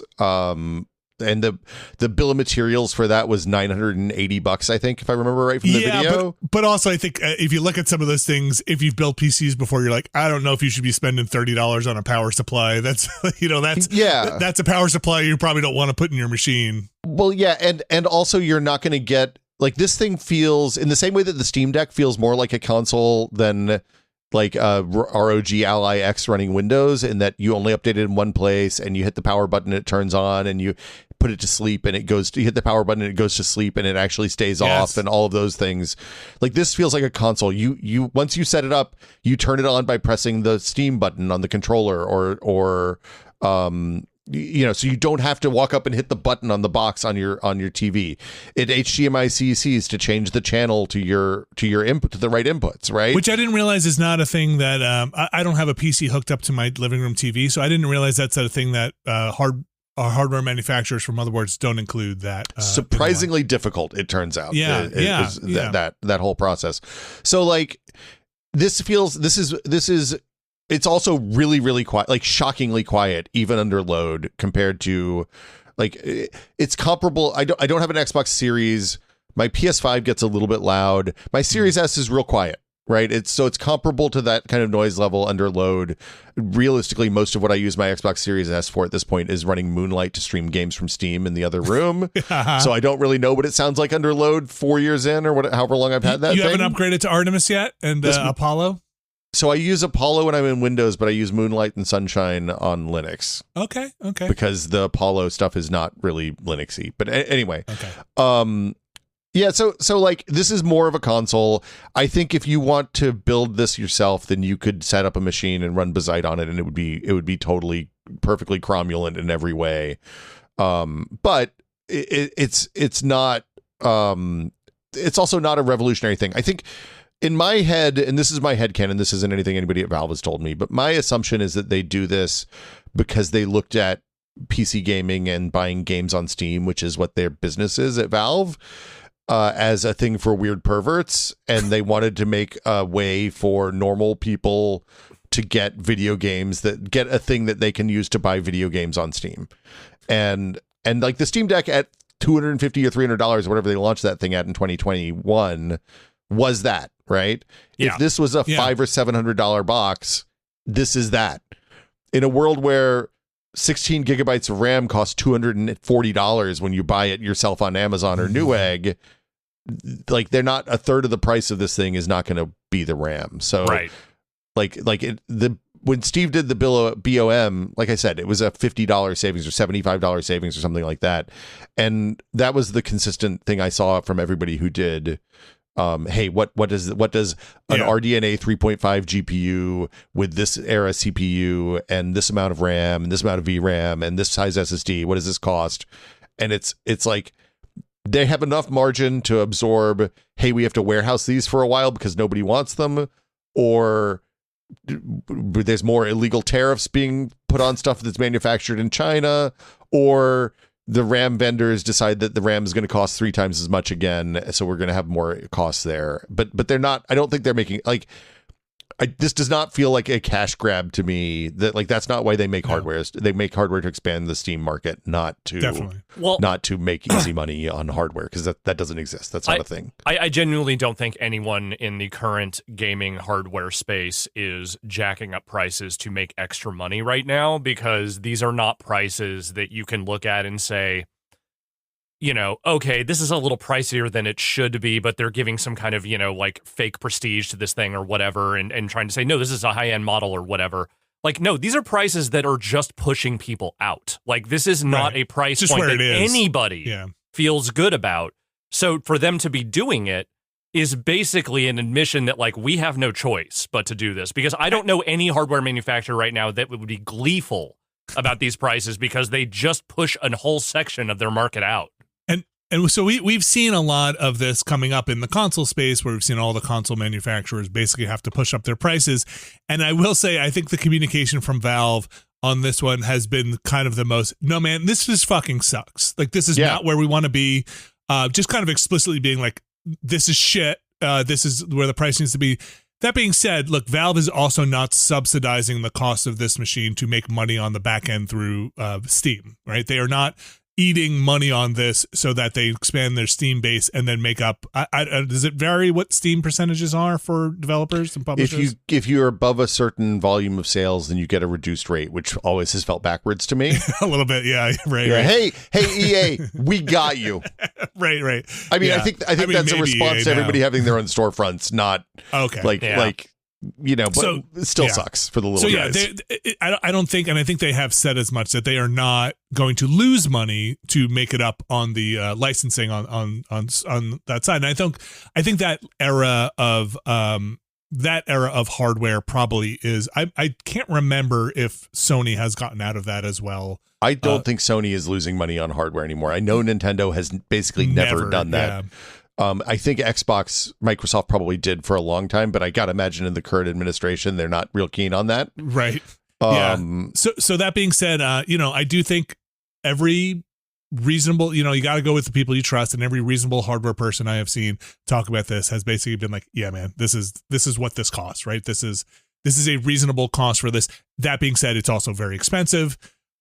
Let's talk about, so that's the pricing on it. The new Steam controller has been out for a bit and in hands of people, and I still have a reservation for that, and Will's holding one up. Have you used it much, Will? I play with it every day. I love it. It's really good. Okay. Yeah. I have one on reserve. Let's talk a little bit very quickly here. I actually do like what Valve has done in terms of pre-ordering these. When they did the Steam controller, it was definitely a traditional, hey, it went up and it's sold out. They went back and they said, look, that wasn't great. That's not a great experience. We're going to do reservations. And then you basically put a reservation in. It's first come, first serve. And as we reach the end of the queue for the reservation, you'll have a chance to buy it. And that as inventory and that stuff comes up. What they're doing for this, seemingly, what it seems like, is for this week, is it? I can't remember. I think it's exactly. Till the 25th is when tomorrow, as we record this, is when the window closes, I think. So you can go in, you can put in a reservation, say, I'd like to buy one. And then it sounds like they're just going to shuffle all those up and then kind of randomly go in. This is what they're saying, right? You're making a face, Will. I think randomly is maybe not exactly it, but I think that, Nintendo did this with the Switch 2. Right. I think that they're going to probably look deep into your Steam purchasing history. Who's a power user here? and like make sure that the people who are buying games get first dibs on this would be my guess. But if you're buying games on, this is going back to your lower percentages for more volume publishers.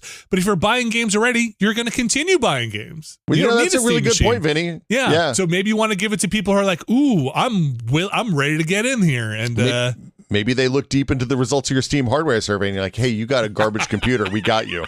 Right. This is for you. This guy in this 5000 series, you're not going anywhere. This is a novelty for you. You bought a lot of games in 2013, 2014. You had a kid in 2015 and you stopped upgrading your PC and we want you back. Yeah. Right. Yeah. Put the Switch down, buddy. Or like, look, we understand you had a kid in 2012. That kid's probably going to want a computer now. This is probably for them. Yeah. So I think that queue system, though, as someone who collects stuff and is constantly frustrated with sellouts and having to be on the computer at the right time, 1:02 in the afternoon with a window open and refreshing. You got to be there for the drop, Vinny. You can't miss the drop. I can't stand that stuff. So this seems like a slightly better way to do it, where it gets around some of the bot stuff and some of the other the garbage. I remember walking by one of those sneaker stores in like 2012 when we were like on the way to work one morning. And there were a bunch of guys lined up outside it, like looking shifty, like they were in for a drug. I was like, "What are you guys waiting in line for?" They're like, "We're sneaker drop." And I was like, "Oh, glad I don't have to do with this nonsense." And now everything's sneakers. So good job, nice job, capitalism. Right. Now everything get the drop. So at least this doesn't have store exclusive for faceplates or something like that. Mm-hmm. It does have a removable, swappable faceplate. Your mileage may vary on what you think that is, or how cool you think that is. Personally, that's not the draw for me. I don't think I would be. I put sure. They sent me two of them. I put the wood one on. The wood one on because I'm like, hell yeah, give me the wood one. So. That's the price, and that's the ordering system. We talked a little bit about availability and stuff there, and form factor, which again I think it's smaller than I expected, and it sounds quiet. And actually, the power draw is kind of a nice thing too. I think it's only like it's 140 watts. I mean, I think it's a 200 watt power supply, but the CPU is throttled at 30 watts, and the GPU is throttled at 110 or 140. I think I can't remember. Yeah, I actually think it's a 300 watt power supply. I just have the Gamer Nexus thing up here, but yes, I think it doesn't go top that out under load. So let's get into performance then. If we're talking about the power usage and consumption, this is a low power device or lower power device. Yeah. It's okay. So unlike the Steam Deck, which is an APU, so an APU is a CPU with a GPU all in the same die or all under the same package rather. Mm-hmm. And it's older. It's RDNA 2 GPU, which is like, when you say that, slow it down. RDNA 2 is, God, I can't remember. I wasn't doing video. I don't cards need back the acronym, then. but like, what do we? Oh, it's like 4 generations old GPUs, basically. Okay. So it's the same generation that's in the current gen consoles, basically, except for the PS4, except for the PS5 Pro. So you're like their strategy with this is pretty straightforward. Like with the Steam Deck, their strategy was, hey, we want current gen console games to run at the resolution of this device, 1280 by 800, at a smooth 30 or 40 frames per second. But playable, good experience for everyone. Yeah. To make these games accessible. That carries forward to this, but they're looking at like 1080p rendering upscaled to 4K is what it seems like the target is. That's what it seems like. Yeah. At 60, I think is what they kind of promoting there. Yeah, it feels like 60 is what they're shooting for on most stuff. I've only played a hand. Like I said, I only had about an hour to spend on it between pre-baseball game and post-baseball game time last night. I played some of the 007 First Light game, which is not a particularly taxing hardware game. There's no ray trace or anything like that, and that played fantastic. It was fantastic. I was super surprised. It is using the Steam Deck preset that they built for that, which I would expect is from looking at the other people who have had more time with this. Full disclosure, they sent out the handful of people that posted videos yesterday. They've had the machines for a while, it seemed like, because like Steve had done full teardowns and like dismantled and put thermistors in there to do temperature testing on all the different components and all sorts of stuff. There was clearly time spent for some of these videos. Mine arrived Tuesday afternoon. It seems like they've hit that target for the non path traced games. So there's 2 kinds of classes of ray tracing is in the current game vernacular. One is the what I think of as like Control or Watchdog Legion, or like Watchdog Legion may be an unfair example, but like they're using ray tracing for a little bit of stuff. They're using it for like reflections in puddles or in glass. They're using it for some shadowing or for some dynamic lights, stuff like that. Not necessarily global. Yeah, it's not global. So then there's like the cyberpunk overdrive mode, I think they call it. There's Indiana Jones, there's Doom the Dark Ages, where they're using ray tracing for all the lights in the game on most settings. And my assumption, I haven't tried anything ray tracing yet. My assumption is that this thing is going to be great for the former category, the hey, we're using a little bit of ray tracing here and there, and real not good on ray tracing everywhere given the era of GPU. Because this is a RDNA 3.5 class GPU. It's a discrete GPU soldered on the motherboard separately. That's equivalent to like 7 series Radeon graphics cards, or 3 or 4, depending on how you look at it. Now, for NVIDIA, the problem with a big asterisk on the NVIDIA side, NVIDIA has invested in hardware acceleration for ray tracing from the 2 series on, and AMD was running that on the shader cores for a long time. So, they were using kind of general purpose compute on the GPU. But when you use that for ray tracing, you would lose that for running shaders. And so there's a performance trade-off, which has been the kind of bane of this generation, this console generation. That's the fundamental flaw with this generation of console. And the PS5 Pro moves past that, but that's really the only current gen console that has dedicated ray tracing cores. Maybe the Switch 2 has a little bit. I can't remember. Does it for real? I feel like that. I don't want to put you on the spot. Yeah, I don't want to say one way or the other on that, but I feel like the NVIDIA chip in that thing does a little bit of dedicated ray tracing. But all that to say that doing a direct comparison with an NVIDIA series or even an AMD series card out there is a little tougher because it is its own thing. But I have seen, or not anecdotally, in some of the reporting in the videos and the footage, this does seem to collapse under ray tracing, like you said, in global illumination, like Cyberpunk and Indiana Jones and all that. Stuff like that does seem to get real tough. Now, the thing is, if you're the kind of person that doesn't look at the graphics settings ever, everything, I played a handful of other indie games as well. I played like Terratech Legion and some of the, a lot of smaller stuff, Heave Ho 2, some stuff like that. Most of the games that I played just defaulted to either the Steam Deck 2 preset. If like, that's the thing that Cyberpunk has a Steam Deck preset, right? Or they just worked at the resolution and it wasn't a problem. Like Heave Ho just ran, it was fine.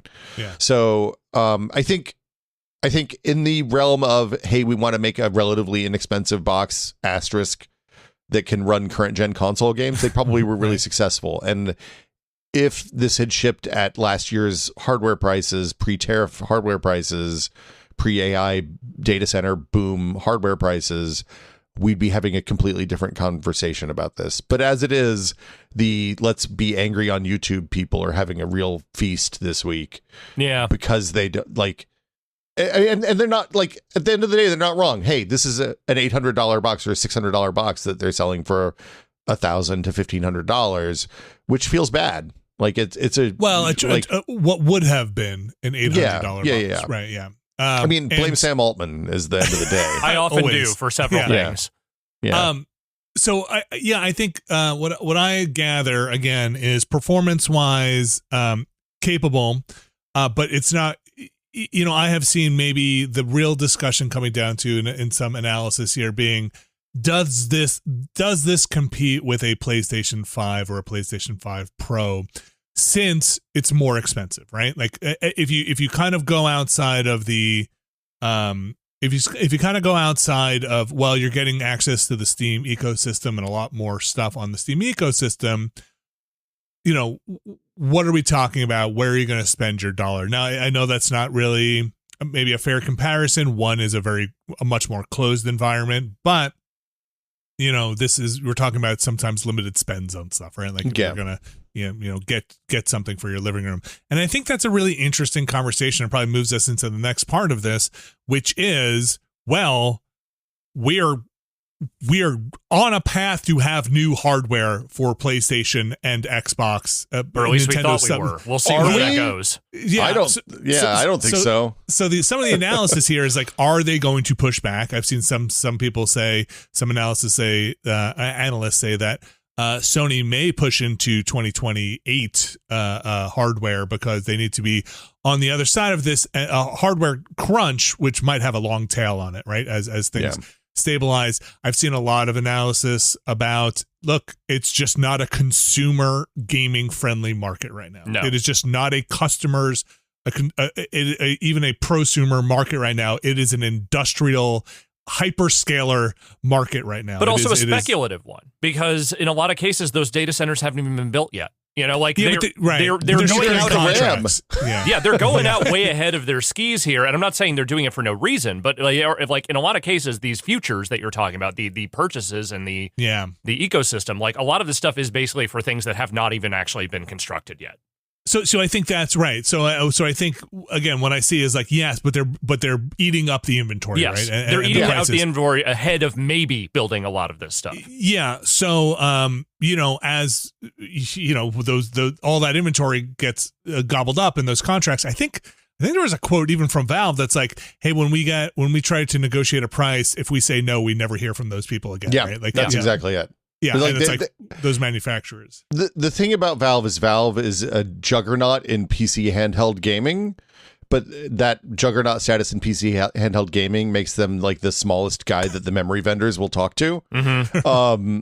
So yeah, they're in a gnarly spot. Like, I think they built this thing, they felt like they had to release it. I think if they had waited 2 more months to announce it, they would have just canned the whole thing and put it in the shelf until 5 years from now. To me, the other hardware vendors have to be looking at this, and there's there's a signal that comes out in certain circumstances, but not others. So like, Valve is small enough, they're going to sell few enough of these things that like, if it sells out, it's probably not a super positive signal for Microsoft and Sony. But if it doesn't sell out, like if it's immediately available, then they're rethinking their launch plans, right? Like if this in 3 months you can just go to Best Buy and pick one of these things up, then Sony's looking at their $1,000 PlayStation 6 and thinking, oh yeah, we're not going to do this. We're going to ride the PS5 until the wheels come off this thing. Yeah, exactly.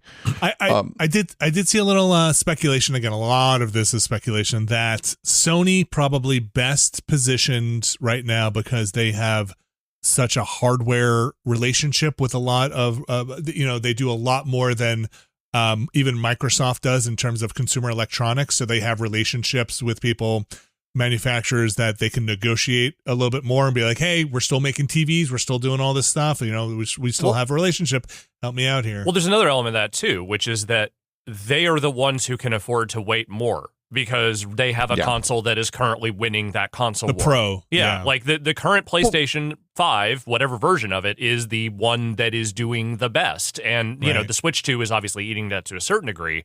But the Switch 2 also came out at the time when all this shit started blowing up. Like, they had to raise the price of that console less than a year after it came out. So, like, nobody's doing great, but Sony is in a better position to wait a little longer. Yeah, they don't need the market conditions the consumer video game conditions to change. They would like to stay where they are. Yeah, to a degree. To a degrry. Yeah. People are still buying games for the PlayStation. Yes. Not so much on the Xbox is the word I hear on the reg. So like and Nintendo's in their own column. Like Nintendo people buy Nintendo games, they're going to be fine. Don't worry about Nintendo. I do think there is a decent chance we are talking about the Switch 2 in like 5 or 6 years as the new forever console. Like, this is not me putting Nintendo off to the side and saying they don't matter in this context. What I'm saying is that like they actually seem very well positioned to ride out whatever the next several years of hardware nonsense is, provided, costs don't get too astronomical for them. I actually think the Switch 2 will probably do very well for people for a very long time, but it is different. It is a different situation for them than versus Sony, who is on a little bit more of a timetable comparatively, considering when their console came out. I think, like, it wouldn't surprise me if we see another, even if Sony gets crazy and gets a wild hair and announces a PS6 this year, end of next year, whenever it is, it wouldn't surprise me if we see more overlap this generation than we did last generation, while, because you're going to have to build games for both generations in order to sell as many copies as you need to make a $300 million first party game, right? Like it's there's no, this current generation is going to end up being a 10-year cycle, I think, at this point, and it probably would have been close to that without the RAM stuff. I think it may even go longer with the RAM and storage the way it is now. So Will, I have a kind of clunky, crunchy question here, but I feel like I've seen some of this with the new updates to Unreal Engine. That do you think they focus more? Do you think there is more of a focus on extracting performance on lower spec stuff in Unreal? I think I just saw stuff with the Switch 2 and development for there getting kind of a boost in Unreal, instead of the, hey, we're going to push the envelope here and try and really hit those people with $4,500 graphics cards.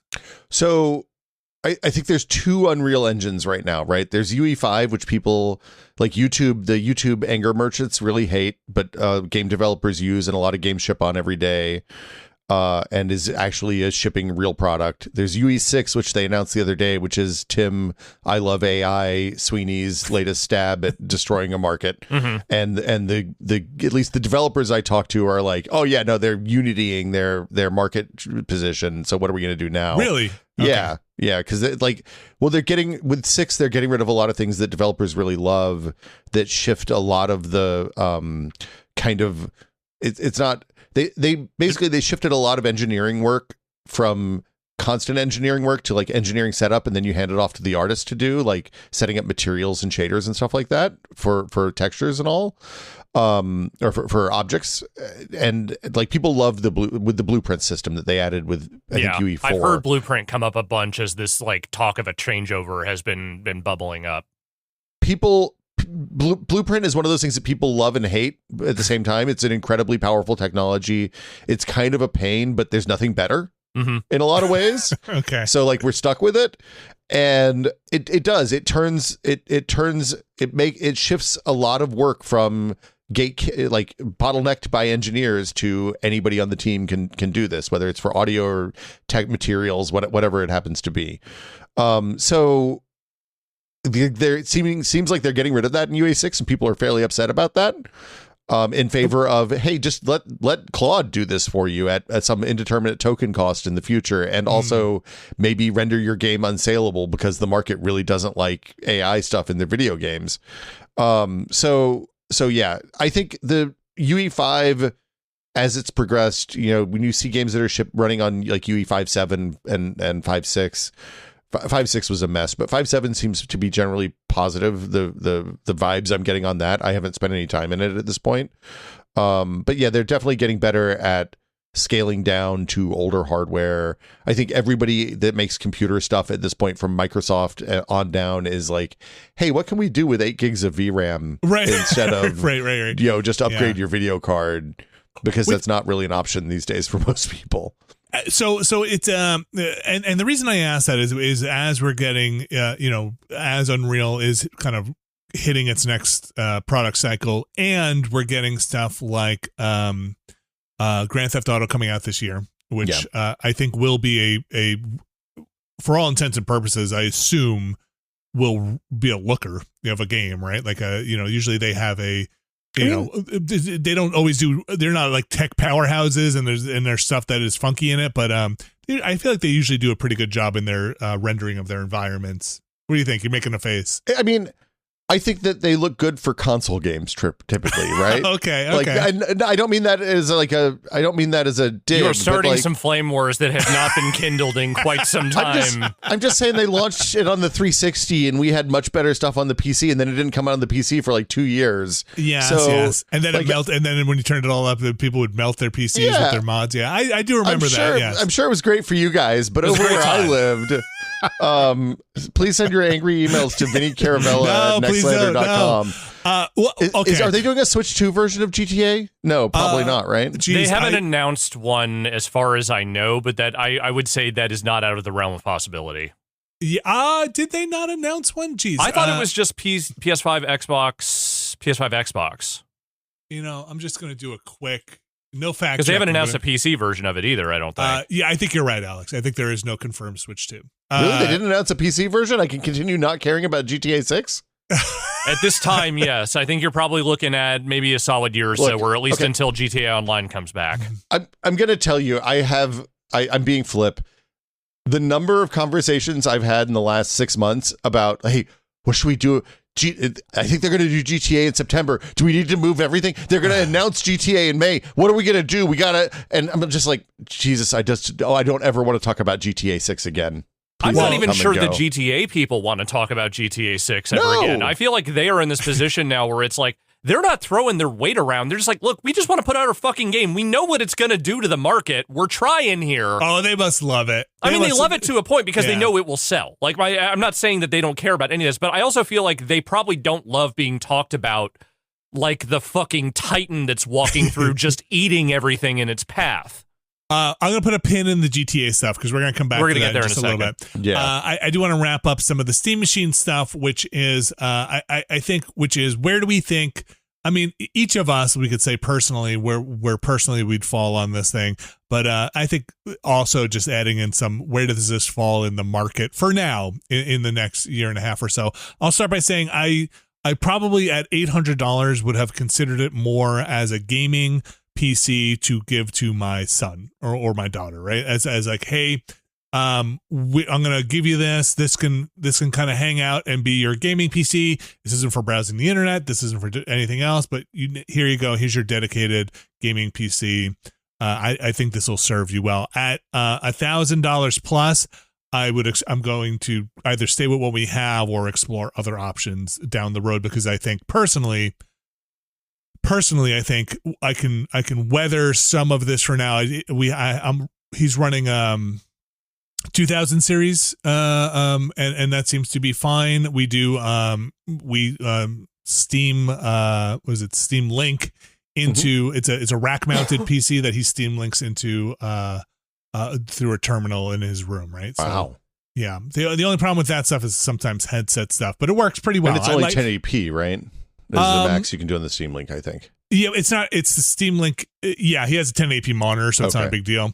And I actually, it's a laptop that he's using, the Steam Connect, whatever the thing is in there. But I would probably just get him like a little Nook or something at that point to then be a terminal or something that he could do. Like, I'm not a huge fan of just having a computer on in his bedroom all the time. Yeah, but we don't do that either. Yeah, I'm okay with having the Steam Connect there so he can play Helldivers with us and Exapunks when he wants to. So that's my personal view on it.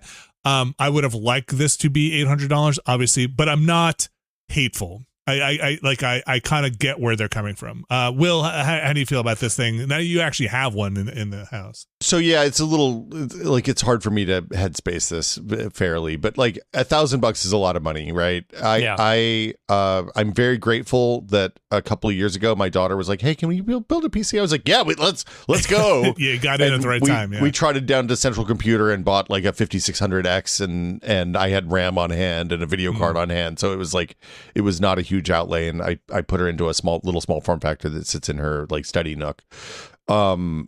So, which I guess now has become a playing games nook. So good job, me. Maybe cautionary tale there.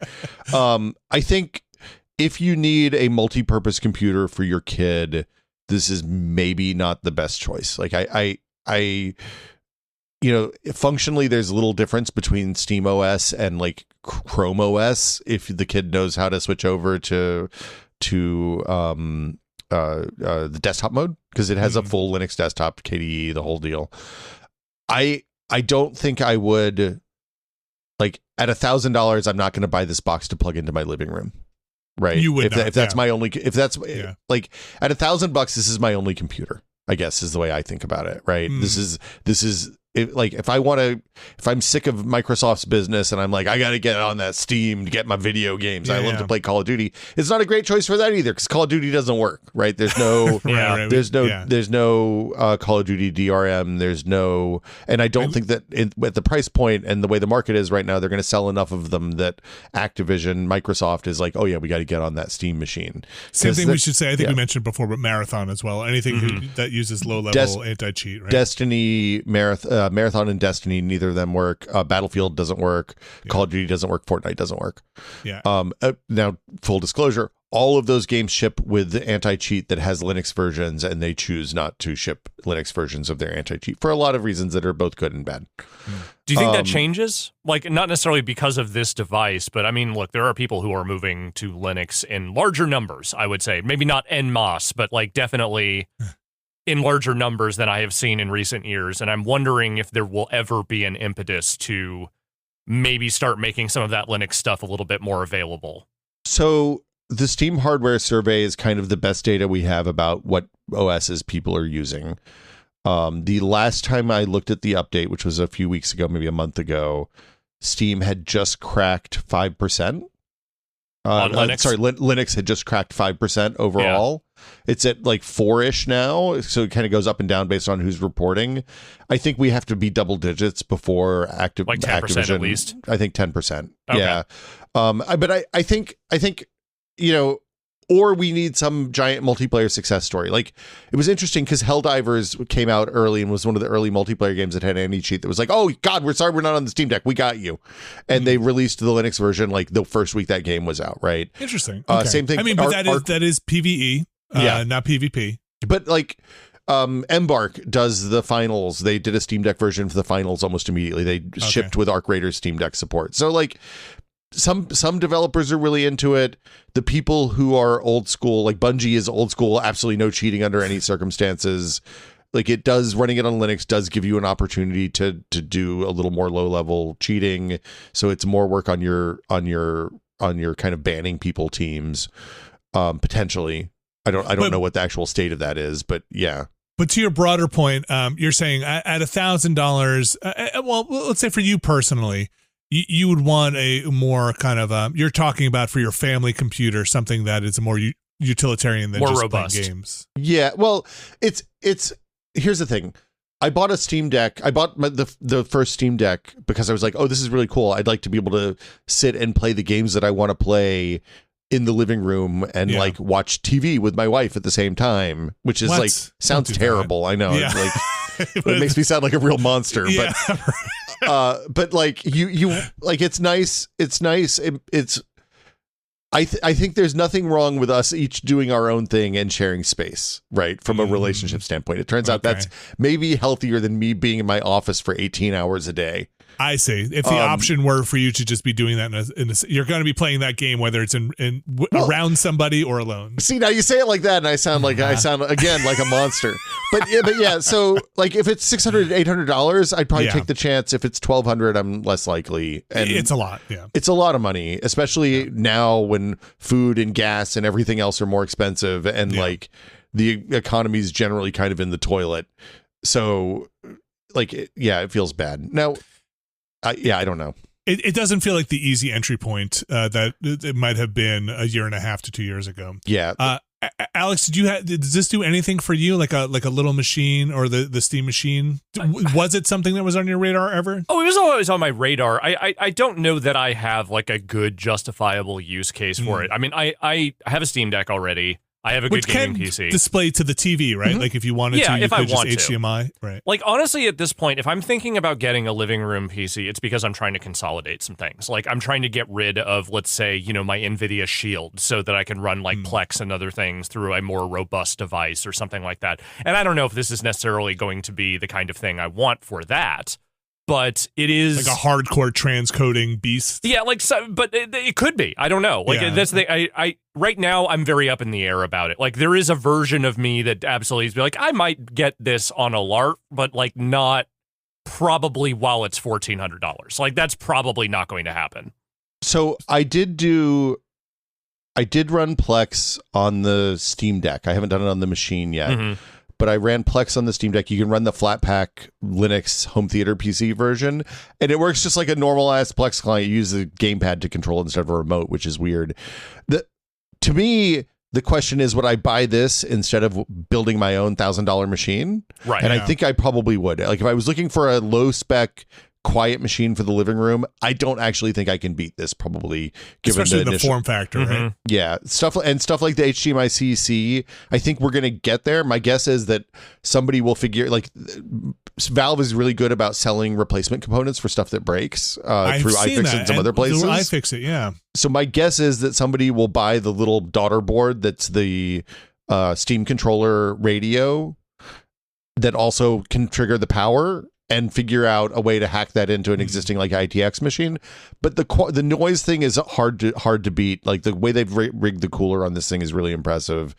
And also weirdly the thermal limiting the components is hard. Like that's a tough balance to figure out the right amount of CPU heat you want and the right amount of GPU heat you want, and how to get that out of the system, and all that is beyond probably most people's ability to do.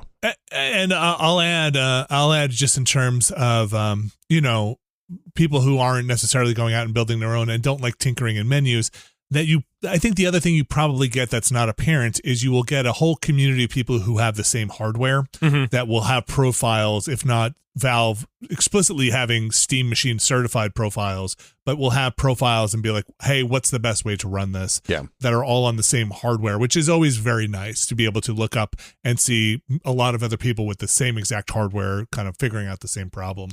As a Linux gamer, I spend more time on ProtonDB looking at how do you get this game to work right than I would like. It's one of the downsides. It's generally not bad. Occasionally it's a problem. Is that the one with it's like a bronze, platinum? Yeah, gold? The whole system's dopey. It's one of those things that, like, if people, it's like every message board ever where you're like, oh, hey, I have weird esoteric problem. I find one post on Reddit from 4 years ago. It's like, oh, yeah, I solved my problem. Doesn't post how he solved the problem. You're like, oh, great, fantastic. Come back, thanks. please. Yeah, please. Right. How did you do this? So I think we'll wrap up the Steam Machine stuff just a little forward looking here. Because this is a part that I think I have seen in every analysis, that there are a lot of shoulder shrugs, and why shouldn't we just shrug our shoulders too? Two questions. One, and Valve has an answer for this, which is I think, quote, it is too dangerous for us to speculate right now, which is, does this version of the Steam machine come down in price if the market has any kind of rebalancing or correction? It could, but I have no idea.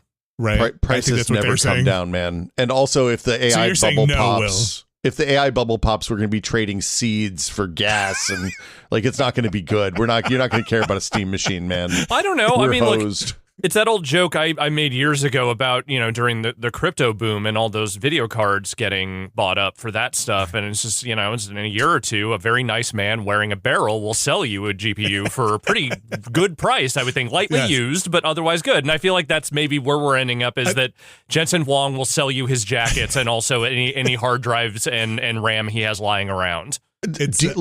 How good are you at desoldering DDR5 off of Blackwell machines? Not great, honestly. I'm not that well versed in that.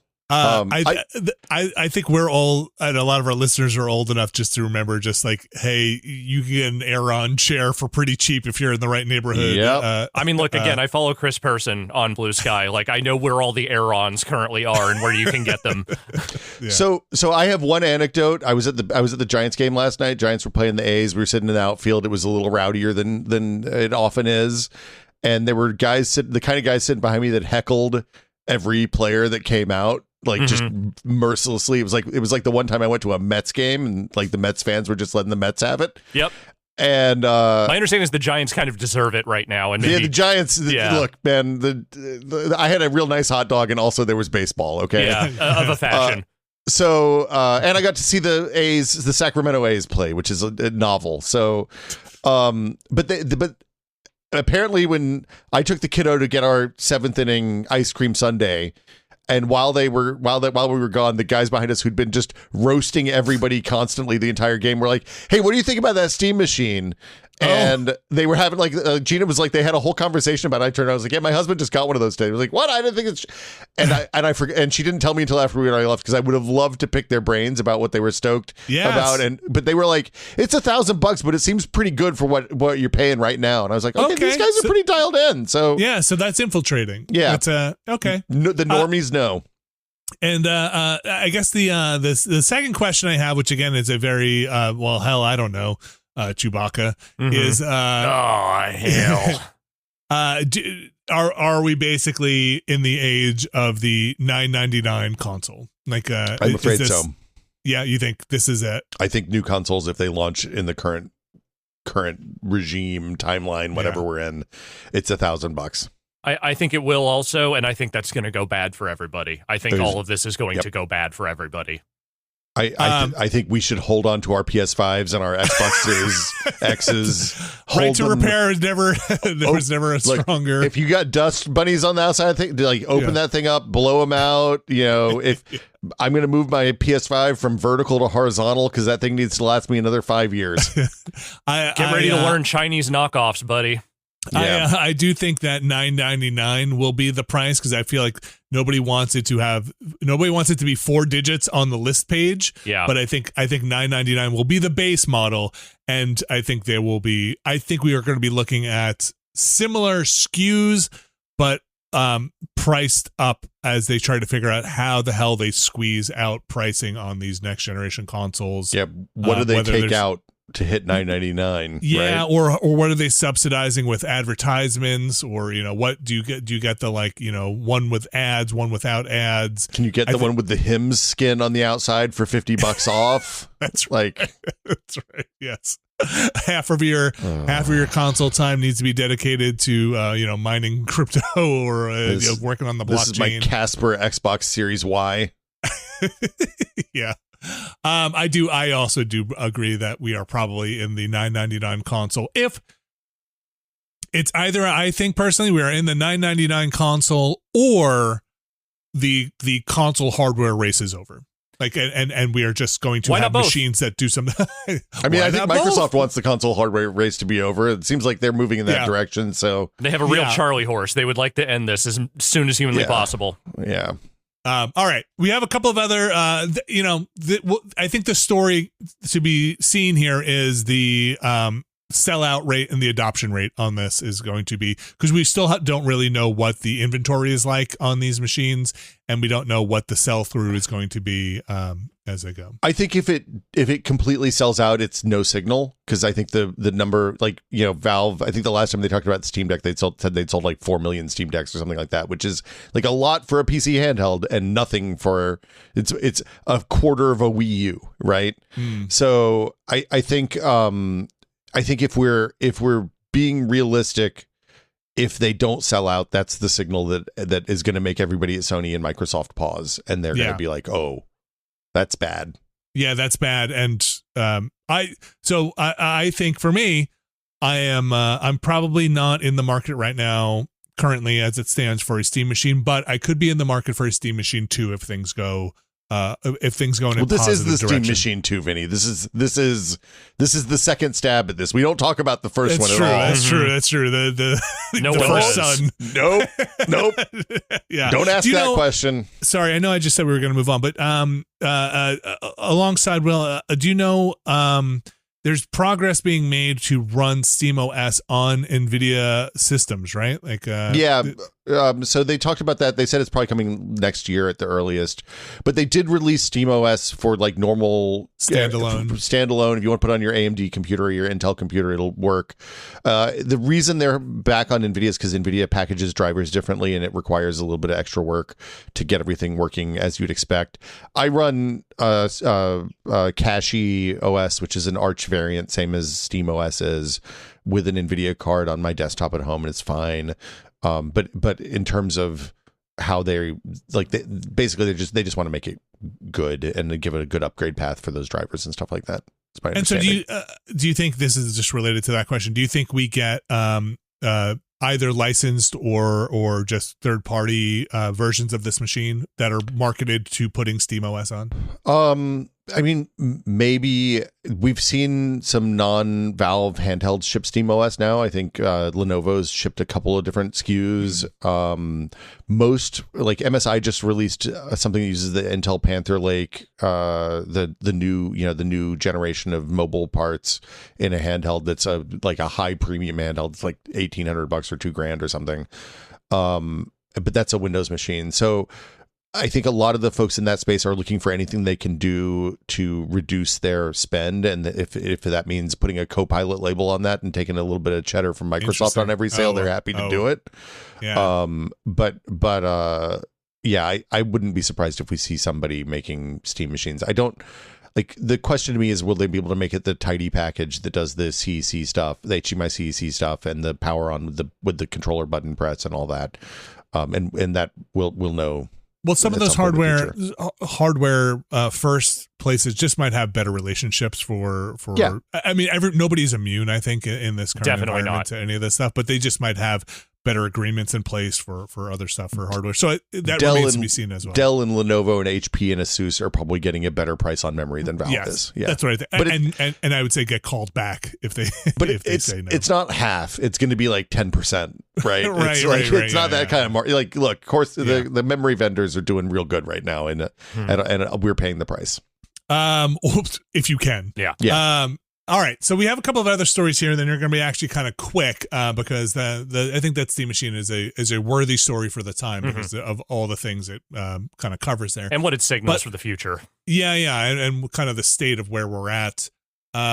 But we do have a couple of other stories here. One quick one here is, and we're going to bebop around and talk about this in kind of an industry-wide way as we kind of did with the Steam Machine, but Tencent is reportedly looking to divest itself of some of its Japanese studios, so or shares and stakes in some of the Japanese studios it has. Now, Tencent has a lot of stakes in a lot of different companies. You know, it's anywhere from Nintendo on just probably look at a company. They probably have some a minor stake in it. They have invested quite a bit, but they are saying that they want to kind of rearrange their money a bit to invest in marquee studios, according to them, like Platinum and From Software, and then kind of maybe take their money out of the smaller studios that they are looking at. And the reason I really bring this up is, Alex, I feel like we've been talking about funding and money. The funding apocalypse, yeah. Yeah, getting a little tougher out there as there is some, while the industry seems to still be making money,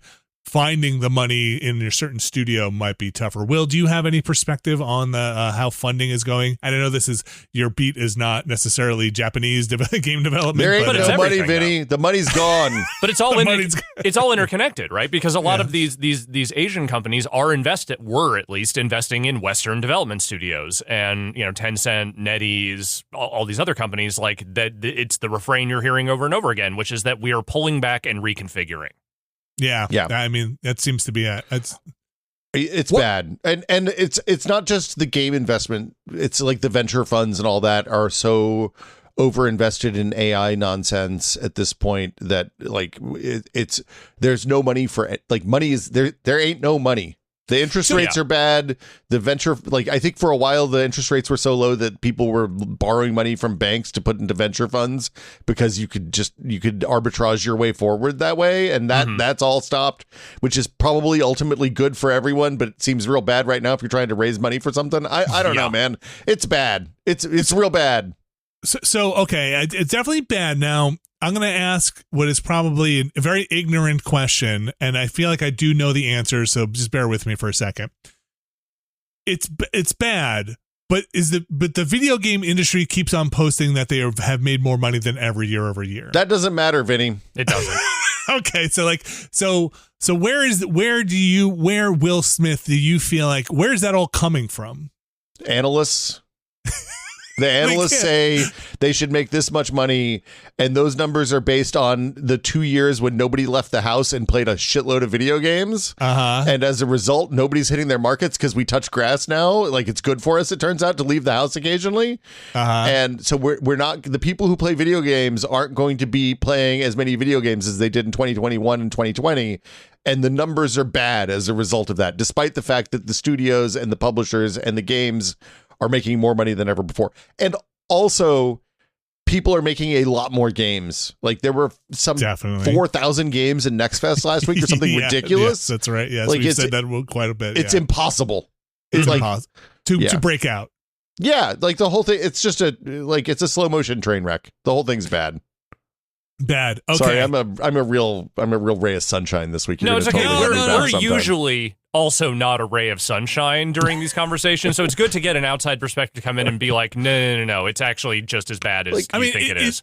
I mean, I guess the thing I'm wondering and I'm curious about is when the video game quote unquote industry says it made X 20% more than it did in 2025, right? Is it bad for everyone, or are there very few winners that are both walking away? That means it's time to do some layoffs. Hey, you're a publisher and your revenue's up 30% year over year. Lay people off. Hey, you're a publisher and your revenue's down 30% year over year. That also means lay people off. Okay. Yeah. It's look, the number of times I've taken a pitch to a publisher in the last year and I've heard, oh man, I wish you had pitched this in 2023 because we would have given you 30% more than you're asking for right in the room with this pitch. This is an incredible pitch, right? Right, but they would have also canceled your game 2 years later before it ever came out. I mean, okay, that's fair, but the point is, like, there's everybody's afraid to make investments with okay, so when Chet and I were pitching a game for Stray Bombay in 2022, I guess, we got a lot of, hey, Goldman Sachs is telling us there's going to be a recession next year in 2022, right? Right. So the money people have been antsy for half a decade at this point. The crows have come home to chickens have come home to roost. I know what the metaphor is here. Yeah, we'll go with that. The crows have come back for murder. Yeah, yes. the crows are pecking eyeballs at this point, right? And because that's all that's left. It's real grim in the money. The money people are really antsy, and when the money people are antsy, there's not that much money. Now, we see signs of life occasionally, and then we inexplicably decide as a executive branch to start bombing Iran, and that pulls all the air out of the room again. That really did seem to mess some things up. Like, DICE was pretty good this year, and then by GDC we'd started bombing people, and it turns out bombing people's bad. Not having oil impacts the entire thing. The entire global closing economy. one of the primary, shipping veins in the world is not great for anybody. Yeah, by the time we got to SGF, like, everybody seemed like they were just on fucking pins and needles. Like, nobody felt good. I talked to somebody who was booking stuff for SGF, and I was like, hey, they were like, hey, are you coming to SGF? I was like, no, there's no reason. They're like, why? I'm not going to spend money going to Los Angeles when there's nothing for me to talk about there that's going to make me money. And he was like, I'm getting that a lot. I was like, who from? And he's like, publishers. I was like, oh, that's bad. Wow. Like, everybody. Yeah. Okay. All right. Yeah. It's one of those things where, I think, I mean, like I said, I think I already understood the economics of how that makes sense, but it is a thing you hear that it's just like this industry keeps growing, but it also sounds like everybody is struggling more and more, right? But let's also be real about where that money is going. Like, that money that is coming from outside investment is going back into the investors' pockets first, because that's how a lot of these deals tend to be structured. There are huge bonuses being paid to people at the top of the biggest companies that are astronomical compared to what most of the people on the ground in game development make, even the ones in the sort of upper management sections. And so you're making more money, but that money is not finding its way back into the development pool in the quantity that it needs to in order for any of this to not be happening. And it's just, it's messing everything up because everything's very heavy at the top and everything else can't support it. Here's an r/technology post from finance.yahoo.com. And this isn't about games, but it is kind of because it's Meta. Meta gave 6 executives options worth $921 million each.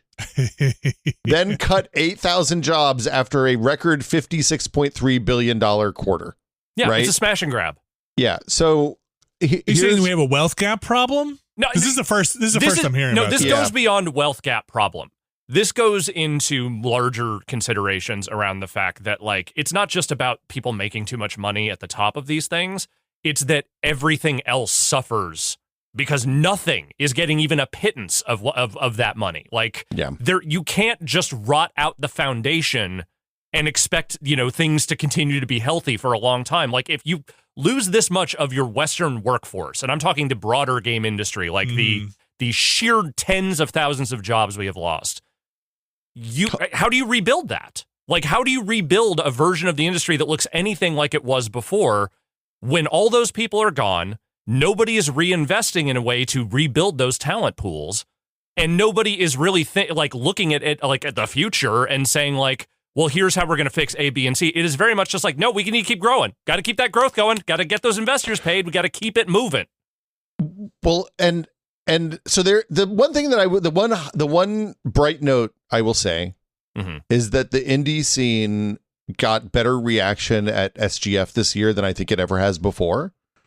Like the actual, it's kind of a load-bearing structure now. I mean, it is. So the solution to this is, buy games from your small independent developers and your small independent publishers. Don't buy stuff that's funded by billionaires. Buy stuff that's funded by people who make games, But that's really hard to tease out is the problem. I mean, you're not wrong. I think that's hard. Yeah. Well, I'll just say, I think that's hard to tease out, but I also think as that swells, it's also just harder to break out. We talked about that's what I was going to get to. Yeah. The discoverability situation is dire right now. It's really bad. And you have a lot of very talented developers that if you just don't get picked up in the right way, this was the first Summer Game Fest I feel like I had heard just the heartfelt explicit please wish list my game. Like the wish list factor has never been louder and more intense than I feel like it is right now. And I understand why it is that way. Like I'm not casting shade on anyone. It's just like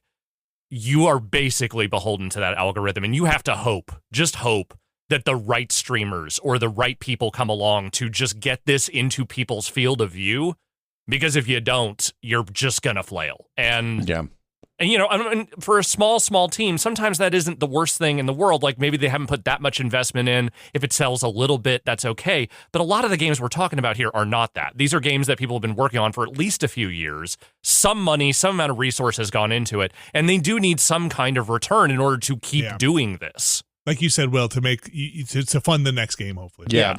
And the big shift I've seen on the development side, and we'll see this in a year to 3 years, is that in 2021, 2019, you came out and you were starting a new studio. You hired 20 people or 10 people, and then you built a good prototype, and then you raised $10 million to make a game. People are looking at what can we do in 12 months? Right. Like, what can we make in 12 months? Let's get more shots on goal, which is that's the smart answer to, hey, there's too many games out there. How do I make sure I do this? Is instead of making one $10 million game, you make 10 $1 million games, and then you get 10 shots at having the breakout hit. But that also is going to mean that instead of having 4,000 games in Next Fest this year, in 2 years, we're going to have 40,000 games in Next Fest.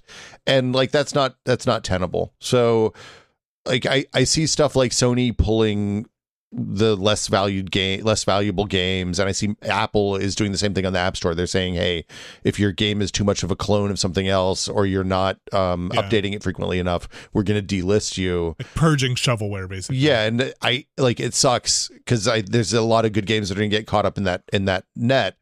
But also, I think it's absolutely vital, and the amount of it. Funnily enough, it makes stuff like the Epic Game Store maybe more valuable because they're less. There's less competition over there. It's a smaller audience, but they've also never kind of stopped curating what goes into that store in a way that means that, like, at least those things are real games made by real people. So there, I will just say again, like I mentioned before, Schreier does have this series he's been going through. One of his things was private versus public companies, and which was, again, interesting to listen to.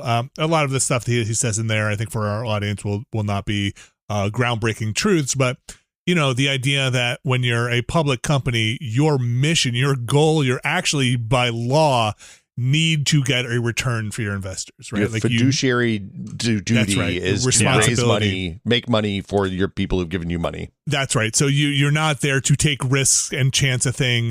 You actually, by the contract that you are bound to, are there to make money. And I think, like you said, both of you guys said, whether you're making money or you're not making money, that probably in this environment is going to mean some form of layoffs or human cutting loose, of it sucks. Side. Yeah. All right. Another thing here, again, I kind of picked a bunch of stories that I thought would tie back into a little bit of how the industry's doing. This one is a little lighter, maybe.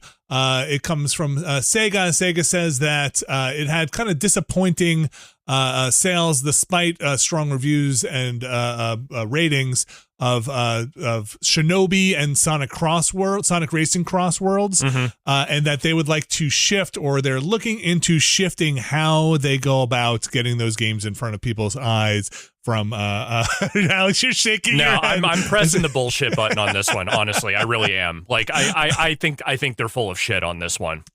And they're saying they are going to shift from traditional kind of reviewers and outlets to celebrities and influencers and what have you. Influencers and try to Instead of getting people to play the game that like video games, we're going to pay people to play the game and say that it's good. This is going to go great. Well, I mean, those people they pay to play those video games, or at least give free product to play those video games, probably are less likely to ask them about all their AI bullshit and everything else going on. So I have to imagine that is also a part of this. Especially given current event, like recent Sega stuff. I have a hard time buying the idea that they had really outsized sales projections for Shinobi. Like, I'm sorry, I just don't buy it. And I'm not saying that because I don't like that game. I think that game is good. Like, I think it's quite good. Yeah. I thought that last Sonic Racing game was pretty good. But neither of these are Sega's marquee franchises. Like, I know Sonic is, but Sonic Racing, that's second tier for Sega. And I don't imagine that they really thought they were going to sell like 10 million copies of that game.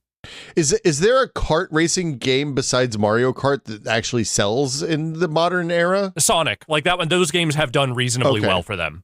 Yeah, I mean, I don't think they're doing Mario Kart numbers, but nothing does, is the thing. Yeah. So yeah, I think this is just Sega's way of trying to figure out how to position itself, especially I think as it gets into its nostalgia fest here with Crazy Tacky, with their Crazy Tacky, Crazy Taxi. I mean, it's crazy tacky what they're talking about doing here with some of their stuff, like they said, getting their old franchises back up in front of people. And they the other thing they're talking about is globalizing their strategy, and I guess stopping or ending kind of a territory-based initiative. I mean, look, here's the thing I think they are not bullshitting about, which is that reviews aren't actually impacting their sales in a major way, because I'm pretty sure game reviews are just not impacting sales in a major way the way they used to broadly across the industry. It's not that no one reads them, it's just that they don't have the same impact they maybe did 20 years ago, certainly. I think the user reviews still have a lot of juice, but critic reviews are for people who like critic reviews, not for people who want to buy games. People over 40. And I think, look, I don't know if this is true or not, and I would like to see maybe some more data on this, but I do think people who seek out critic reviews, and I do appreciate them, honestly, sometimes go to reinforce their opinion, right? Like they're not necessarily going for buying suggestions all the time. Well, in video games especially, yes. Yeah, in video games, they want to go see what their favorite critic gave a game that they have kind of already rendered an opinion on. Like, I want to go see what this is. Whereas on the discovery side, if you're watching or listening to somebody that isn't always necessarily even talking about video games, you might get exposed to a game called Persona, and you're like, hey, I love this game. Whereas if you're looking at a review of it, you were probably already going to know if you were buying the next Persona or not. I think, again, that's anecdotal, but could be. This just feels like downstream of the we are getting more insular because we are trying to basically bulwark our business as much as we can for these times. Like, if they are if they are actually out there saying straight up, we are going to talk more to influencers and other people, that is very much them being like, we are trying to protect ourselves against anything that might negatively impact our business. Because, and this is not me saying get rid of all influencers. I understand the shit, why it is like this and why people do this. But the reality is there just aren't many guardrails around that. And they can kind of dictate how their games are covered using the kind of influencer system. So at this point, I have to imagine if they are in any way worried about blowback, be it from AI, reception to other games, what have you, this is a very easy way for them to just say, well, these games, critics didn't really do much for us on this one, so let's just move on over here. And I just want to clarify one quick thing. They're not out there explicitly saying that they're withholding or not going to give to critics. But they're just focusing saying, their marketing efforts more on this than traditional media. And that's what they're saying. Instead of focusing on targeted advertising, they're going to try and go in on, their quote here is, building and expanding fandom that drives sales and focusing on the expansion of third-party recommendations, including those from influencers and users. I mean, using fandom right at the top there as sort of the guiding light for how we are marketing our products, and also emphasizing, again, the fact that, hey, these games reviewed real well, and that didn't do shit for us, really kind of gives the game away, I think. Maybe a little bit. I don't know, anybody who thinks game reviewing well is going to move sales hasn't been it hasn't for a long time. Yeah.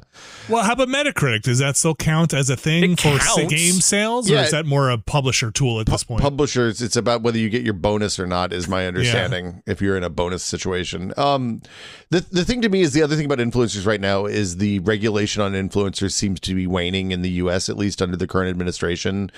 People the number of hey, this is clearly a piece of sponsored content that is not declared as somebody sent me this thing has evaporated over the last year. I think this weekend, as part of the World Cup stuff, is the T-Pain thing? There was a DoorDash campaign that tagged T-Pain instead of some soccer player that also is named Tim Payne. Yeah. And then it came out that it was all just a viral marketing scheme to get people talking about DoorDash. And if it involves T-Pain, it is almost 100% guaranteed to be some kind of SpawnCon thing. Yeah. Look, I mean, I got no beef with T-Pain, but no, he's making his money. I get it, but it's not real. None of it is real. T-Pain is not real. You've heard it here first. Wow. Wow. All right, look, we promised it, and now we're here. The Grand Theft Auto news, Grand Theft Auto 6 news, that is taking the world by storm. Like kind of any Grand Theft Auto 6 news, I feel like gets a lot of traction. Like hyenas devouring a carcass, we are here for any fucking bone we find that we can gnaw on. I didn't know this was a big deal until I saw it being reported as kind of a big deal, so I guess that makes it a big deal. But the pre-orders have gone up, and now you can pay $80, which was the speculation was, what are they going to launch this game at? Will the base copy be $100? Will it be $90? $80, $79.99 seems to be the going price for the base copy. There will be a code in a box, not a disc version of this game at launch, is what they are also saying. Okay, let me frame this for. Yeah, there's a lot to digest there. Let me frame a couple of things here. This is totally unsurprising to me, both the price and the lack of a disc. That doesn't mean I don't hate both. I'm less pissy about the price because $80 video game has happened recently. It's not happening en masse, but does feel like it is trending maybe at least toward the biggest games getting those price points. So I'm like, okay, I don't love it, but I at least understand how we end up there. And if somebody's going to do it, if anyone's going to do it, it's going to be them. Nintendo. The thing I genuinely despise is the card in a box thing for two reasons. One, selling a jewel case is one of the most wasteful fucking things you can possibly do. It's just plastic. That shit never rots. Why are you selling a fucking box? Just sell a card. Like whatever. I know why you do it. It's because people like having a fake box on their shelves, and that's for some reason that's important. Other thing I hate is that this is not going to be a small video game. This is going to be probably, if I had to guess, somewhere in the 80 to 100 gig range, because that's just what giant video games, that is the storage cost. So you are essentially forcing anyone with a console, and granted, nearly every console is, in an online environment these days. Very few consoles and you have to install the disc anyway. But you still have to install it. You have to do all this, and I'm just, I just sell it digitally. Just give up. Like, putting it in a store is literally just to make a GameStop manager feel like they're not completely useless. That's it. Or Walmart, right? Like Walmart or Target basically probably strikes deals and be like, we want to have this on a shelf. But this is a sorry state of affairs. And also, as recently as February 4th of this year, there's an IGN article I'm looking at right now that says, digital-only GTA 6 launch, not the plan, says Take-Two CEO. So they knew that this was going to be a problem. They didn't say it was going to be a physical version of the disc. They just said it's not going to be digital-only, which is like the most I'm dancing around the actual meat of the question, giving the fake answer that I know 100% is not true. Bullshit answer I've ever seen in video games, I think. Yeah. Like, ugh. And anyway. I know they're also doing this. It's not just because they don't see the value of pressing discs. I mean, I wouldn't be surprised if at some point they actually did do a disc version. They are trying to get around piracy. They do not want a version of GTA 6 getting out there before they're ready for it. And they want to avoid resales before the online stuff comes on. Yeah. And so yeah, right. Every time you buy a used game, you're stealing from Take-Two and the Housers. I bet these codes, I wonder if the servers will be on before launch day, or they'll just be like, you can't connect even if these got out there. That's the thing. They haven't said that online is going to be ready at launch. Like, they haven't said GTA Online. This is a single player game only. Yeah. But I just mean, will it have to connect to a server to even start the game? To authenticate, probably. Yeah. Well, like, will you have to log into your Rockstar account?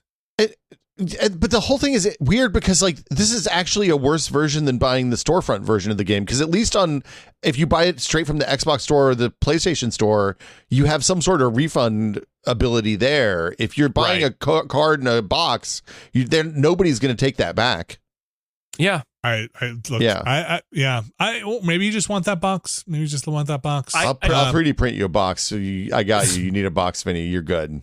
Again, it's just super wasteful to me. Like, if you just sell like a little fucking, gift card style card or whatever, and just says GTA 6 on it. I know that doesn't look as official or real, but at some point we have to get away from this idea that having the plastic means it's authentic. Like, it just doesn't matter anymore. Nobody buys fucking physical games anymore. What did they say? 80% of like I think game sales on the PlayStation at this point are digital. Like, it's like 90% on Xbox.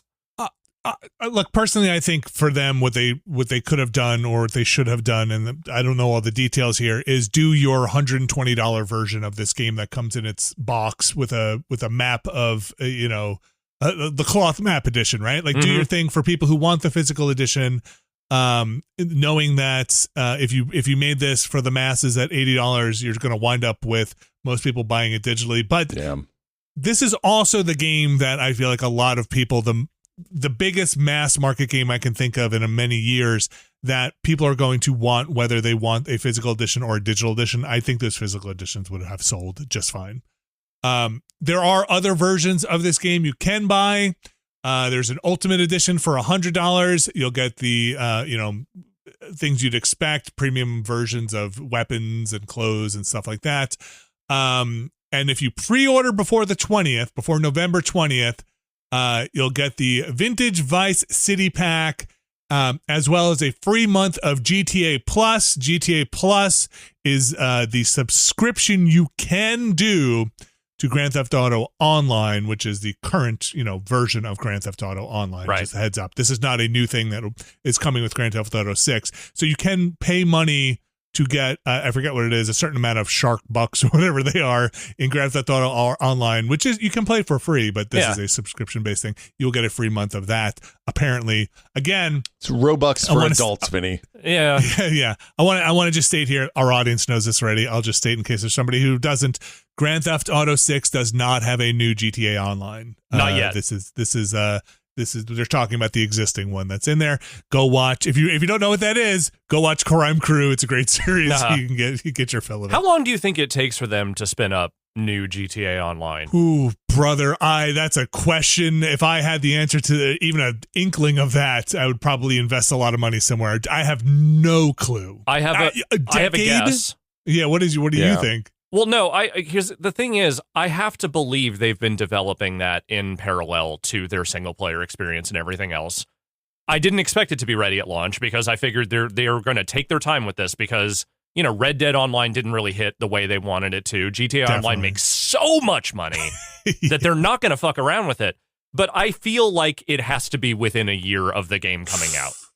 I mean, Look, my big question is, are they going to take all the stuff that the GTA RP folks do and turn the live action soap opera in a video game that people make with that into a game that normal people can play versus like the heist and cash, like the GTA Online is a video game. That thing is like it's like a real role playing experience.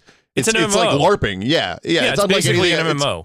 It's unlike anything else that exists, and the view numbers for that on Twitch and YouTube remain incomprehensible to me. Yeah. Like I've watched them. I think it's rad, the thing that people do. It's like the best kind of weird improv that you can see on the day-to-day when it's good, and when it's bad, it's interminable. It's almost kind of more amazing in a weird way. Yeah, weirdly, yeah.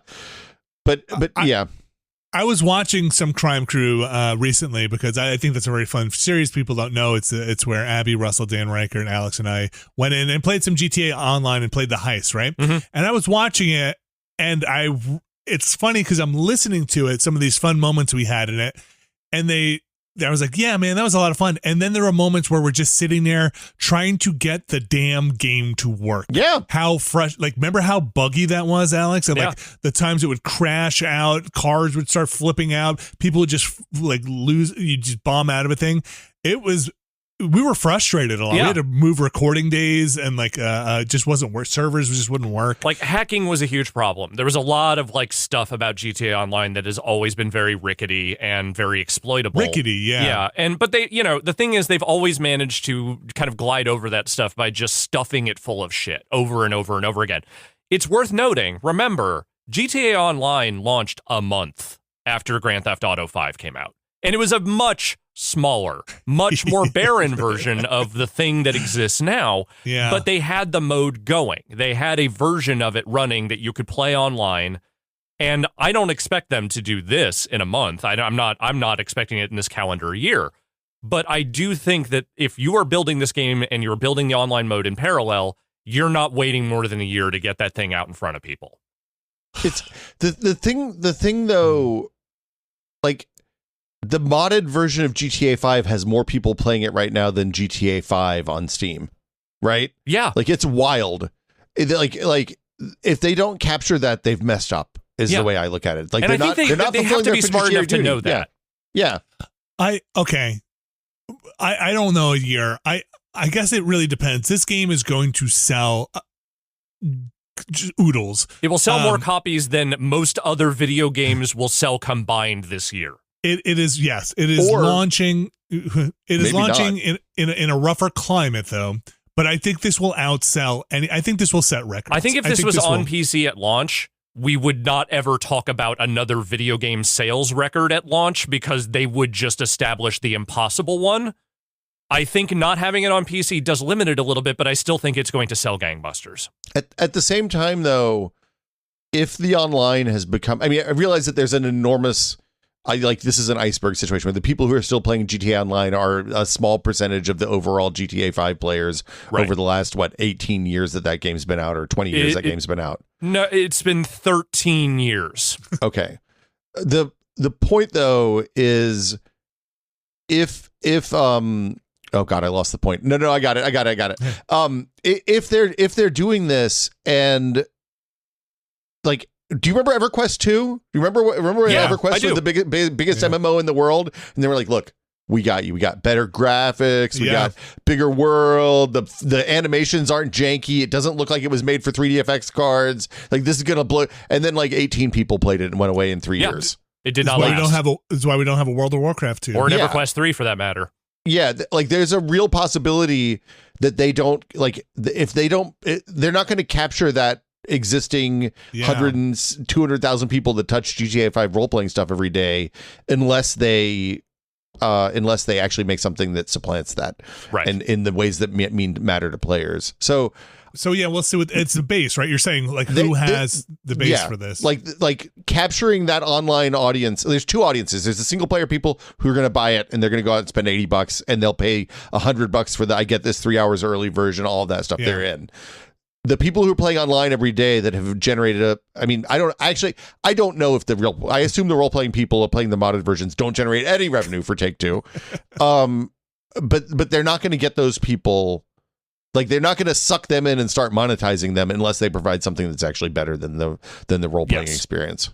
So and I'll just add here, like again, the Grand Theft Auto 6, for all intents and purposes, divorced from whatever GTA Online successor comes. Seems like it. But I would assume unless they are doing major improvements to GTA Online, which would be a modernization of it, why would you go back and touch it and not just continue with what you have? And just under the hardware stuff we're running into now, I wonder if they're looking at that being like, let's just wait a little bit and see if we can get a bigger install base of hardware out there and see how the PC version's coming along. And, maybe if the Steam machine sells gangbusters, they're like, awesome, this is a great platform. Everybody has a capable PC now in their living room to play this version. Instead of having to get on the PlayStation 5. Have we seen actual gameplay from that game yet? Or have we just seen like renders of cities and concept art and stuff? There's no way of really knowing. Like it could very easily, some of that stuff could have been actual gameplay, but it's all we've seen are trailers that are flavor trailers. That's it. Yeah. I think there's a lot more screenshots out there too. I honestly couldn't tell you if some of this stuff they put out is like actual gameplay coded or tagged.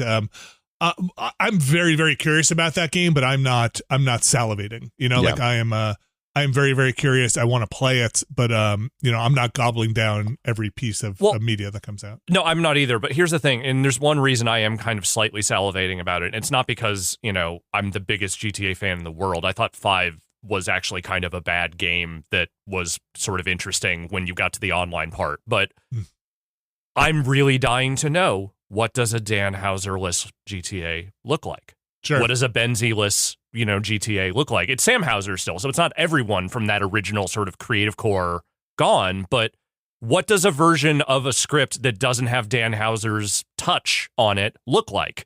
And I just want to know. It's not that I'm expecting one thing or the other. I'm just desperately dying to know what parts of that game are distinctly him and what parts are the other creatives that they have built up over the years. And I'll just say for me as well, there's something about Grand Theft Auto. It is now Grand Theft Auto 6 in particular been built up and seems to just have this event horizon around it, where like everything getting sucked in, where it just feels like we talked about this a lot in this industry in this episode about so many things happening, so much noise, so much things, where it just feels like a clear bell. Like everybody's going to be looking at Grand Theft Auto 6 for a hot second. And I feel like we don't get that in the industry that much anymore. Whether you hate it, fucking despise it, love it, are going to go, play your only game forever, never touch it. I feel like anybody who plays games is probably aware of Grand Theft Auto 6 in some way. I'll just say, is the last thing, I'll just say, I still just don't think this is a healthy thing. I don't think it's healthy for an entire industry to set its watch by one fucking video game. No way. No load-bearing for it video to have games. this much sway and influence and power all at once. And again, it's not because I think that Take-Two has been uniquely ruthless in trying to make it that way. They just have an incredibly successful franchise that has incredibly outsized expectations attached to it. Well, and unlike every other publisher, they didn't milk it to death with annual releases until it became a shallow, empty husk of what it once was. Can you imagine what Bobby Kotick would have done with this fucking franchise and where we'd be right now? Oh yeah, yes, we'd be on GTA 35. Yeah, we saw it. We remember. They'd go to North Korea now for some reason because that's all they got left. It would be GTA 4-3 now, and like we'd be playing the grandchildren of Luca or whatever his name was in 4. It'd be a nightmare. People used to get out of the way of Call of Duty. That used to be the thing. They would shift their release calendar to not be in the Call of Duty zone, and I feel like nowadays they're like, yeah, right. Look, now people get out of the way of the GTA potential announce window, which is like, Jesus, just release your game and don't worry about it, man. Your cozy farming simulator is not going to appeal to the GTA crowd. The official terminology we've gone with on this podcast is the GTA exclusion zone. That's right. Yeah, that's right. That seems right. All right. I think we had a really, folks, it's been a really fun discussion. Yes. I've had a really good time. Yes.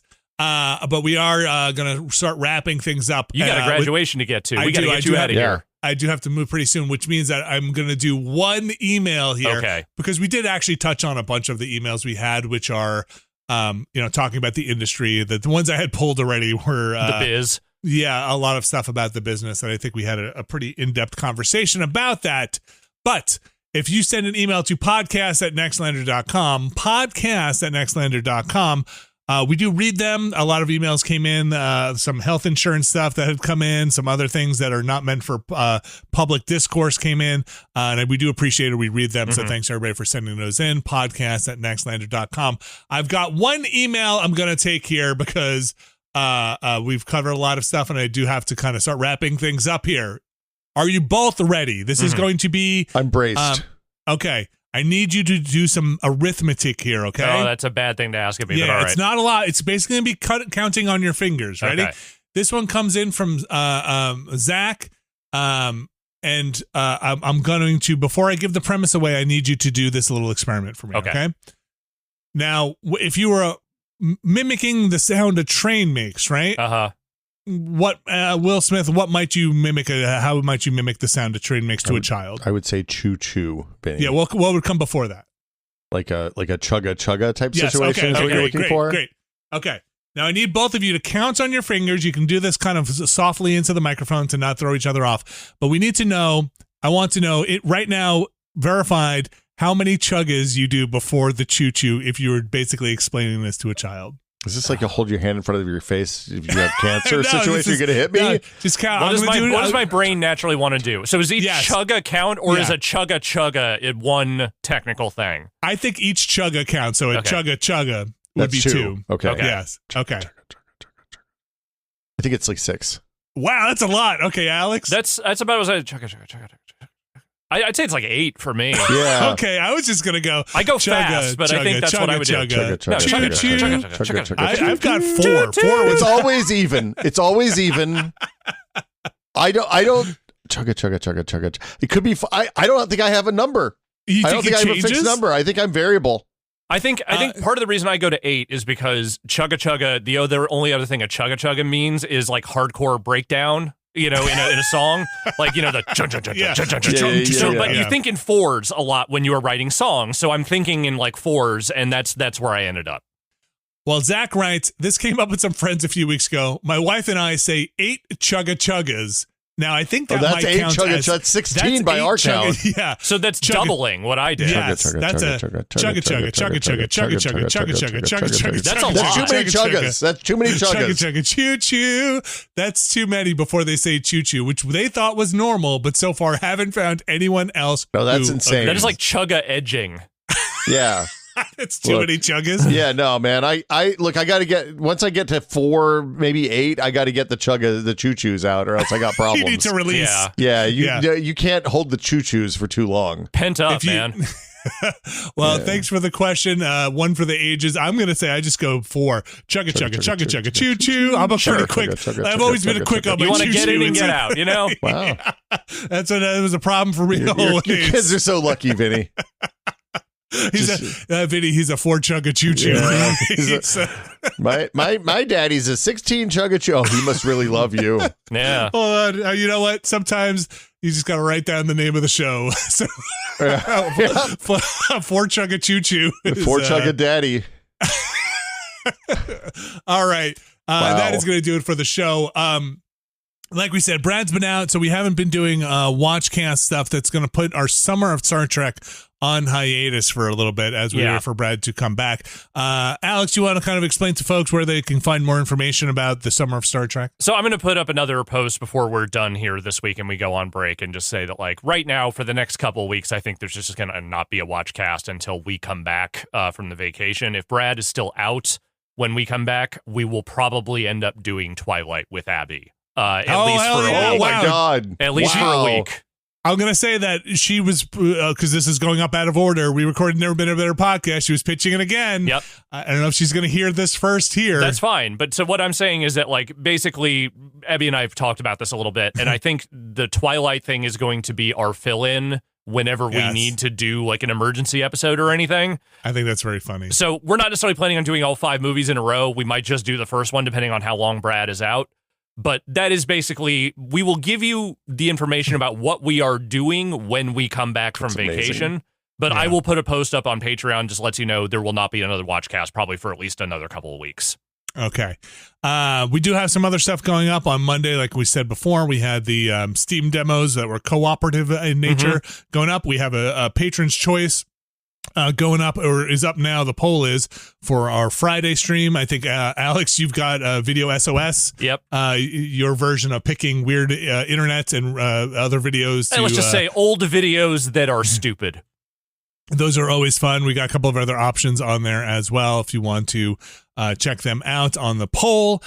We've got Road to Empress 2 up on the site now, or on YouTube, the archive. We started that, broke the seal on Road to Empress 2, the FMV palace drama, Chinese palace drama game.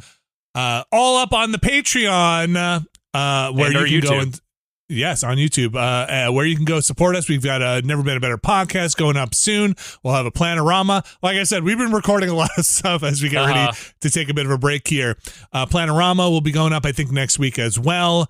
All of these things, again, patreon.com/Nextlander. We get all of our support basically from the Patreon. So thank you very much for heading over there and keeping us going. There are plenty of tiers there. There is one tier that gets their name read on this here show, and it is the Mysterious Benefactors tier. And I'm going to read those names for you right now, starting with Chris Materia, Roasted Mechanical Spider, Fix Your Heart or Die, Happy Pride Vibes, Alpha Rhythm, Infelicitous Rips, David L., Kelly F., Brian Lucier, Skywarp, Jason Grimm, John Hubbard, Thordreen, Evan Cook, Jerry Lee, Deidre is a rabbit now, Pugtato, Pup is my name, hashtag Bunny Fiend, Jad Rita, Statics, maybe today's the day. It happens. Brian Murphy, Randy Duax, Randy Alderson, Andrew Tiebkin, Alex Wu, It's Me JP, Edward Chick, Steve Lynn, Matthew Herrig, David Campos, and Tyler Treese. Those are our mysterious benefactors for this week. If you've been listening to the show, you recognize those names. You know those names. Yeah, they've been with us for a good long time, most of them. Yeah, they're ingrained. You will never not know those names. And that's the power of both supporting Nextlander and being great people. That's you'll go down in history. Will Smith, where can people find all the Will Smith, the real Will Smith? The real Will Smith, welcome to Earth. You can check out Brad and Will made a tech pod over at techpod.content.town. While Brad's out, let's see, last week I had one Adam Patrick Murray of Dual Boot Diaries and The Full Nerd come by, and we talked about handhelds. We talked about the new handheld news out of Computex. We talked about that MSI Claw a little bit, the one that has the juiced up Panther Lake processor, and people seem to really enjoy that. This week I have Florence Ion coming on to talk about what's going on with Google and Android and all that. And then next week we have Norman Chan of Tested and Whiskey Media fame to come talk about Steam Machine. So I wanted to have a little bit more time to talk about Steam Machine, but we're going to get down into the kind of the technical nitty gritty, and then also dig into like what it's like to actually use that thing. How console-y is it? Like, what's the experience like? And I wanted more time to spend with it than I would have had in the 3 days that I would have had to record between when it arrived and when we would record. And then I'm also launching Take Control of Your Tech, which is the next step from Linux. It's going to be a lot about Linux stuff. There's a big question component to that, so send in your Linux questions to linux@content.town, and you can find that at linux.content.town as well. Linux.content.town. Yeah, home of fine podcasts is what I like to pitch there. And again, that podcast is more about kind of getting off of the bigger tech services and platforms. It's about, like, look, this is a novel idea in 2026, but what if your technology worked for you, man? What if instead of you being just another $5 a month in Microsoft's pocket, what if your computer was a tool like a hammer that you can use to do computery stuff without just making somebody's shareholders making somebody's executive pay package a little bit better and helping lay off 8,000 people at a time. So doesn't sound right to me. I don't think. I think you sound like once you pack your bags and go. Look, yeah. I think let's get Nextlander, Next Linux, or is what I'm saying. Nextlander. Yeah, 2026 is a year of Nextlander Linux. Get in there. Yeah, that's you heard it here first. Did you say 2026 is? Well, I mean that's the year it is right now. Oh, okay. Okay. Yeah, we've only got about 6 months left, so yeah, I better get to work. Poof. Download that Pizza. You could be up later this afternoon. Skip that Hey, tell Max do something good for graduation and Linux up his computer. There you go. Well, I do have a couple of Linux machines laptops that I put Mint on, or I forget what other flavor. I'm kind of Ubuntu guy. I kind of feel Ubuntu's the big discovery of Dual Boot Diaries was the flavor of Linux matters less than what you choose to install once you have the Linux installed. It's fair enough. It's a collection of ethoses rather than hey, this software is better than that software. It's just what do you like? So let me know when you get up to the Nextcloud, installing a Nextcloud server, because I have one running. I've been tinkering with that. I kind of like it for some stuff, and it's an interesting alternative to the suite, the G Suites and the suites of the world. It is. And I think part of the conversation on this show is going to be, where does it make sense to roll your own stuff, and where does it make sense to pay somebody, or like from my perspective, it's okay to pay someone and not be the product. Like, I don't like being the product, it turns out. Yes, that's right. And so in that instance, like, maybe I pay Google for, Google Docs and Drive access and all that stuff, or maybe I pay Fastmail for email and never pay Google anything again. We'll see. We'll talk about it. Maybe this is There's a lot to talk about here. Yeah. Okay, and where can people find that again? That's at linux.content.town for now. That URL will change, but it'll work itself out.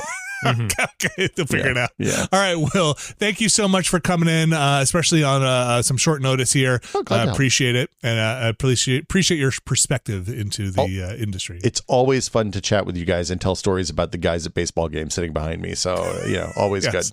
And if you were those guys at the baseball game, email in. Shoutouts. Yeah. Let us hear. Let us know. Alex Navarro, thank you very much. It's been a great time being trapped in the elevator with you. Indeed. As we approach the ground floor this Friday, and then we'll be off for a week there. So watching some really idiotic videos sounds like a good way to send us off for a week, I think. It does. There are no bad options on that poll, but I will say that does sound like a fun way to send out the week. So. That Mecha Chameleon game, you can hide yourself as a horse's scrotum, is all I'm going to say. That is true. Yeah. It currently has less than 10% of the vote, so I'm going to say that one's not going to happen. Well, maybe there's still a day. There's still a whole day for people to vote. Plenty of time, but go sign up like 50 times and get some votes in. Yep. Hey, I won't complain. Yeah, no, I know you're. No, I certainly will not. Because that's at the $25 tier minimum. Oh, nice. Okay. Boo-hoo. Okay, I'm going to sign up 2 times, maybe 3. Maybe I am buying a Steam machine. I don't know. That's right.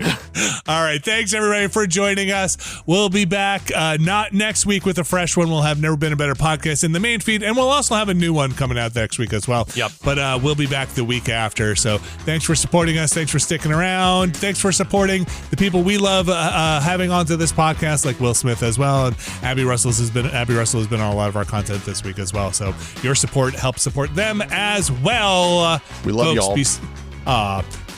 Folks, I'm assuming you're talking to me as well. You're fine too, I guess. Whatever. Okay, great. Thanks, everybody. We'll be back soon. See ya.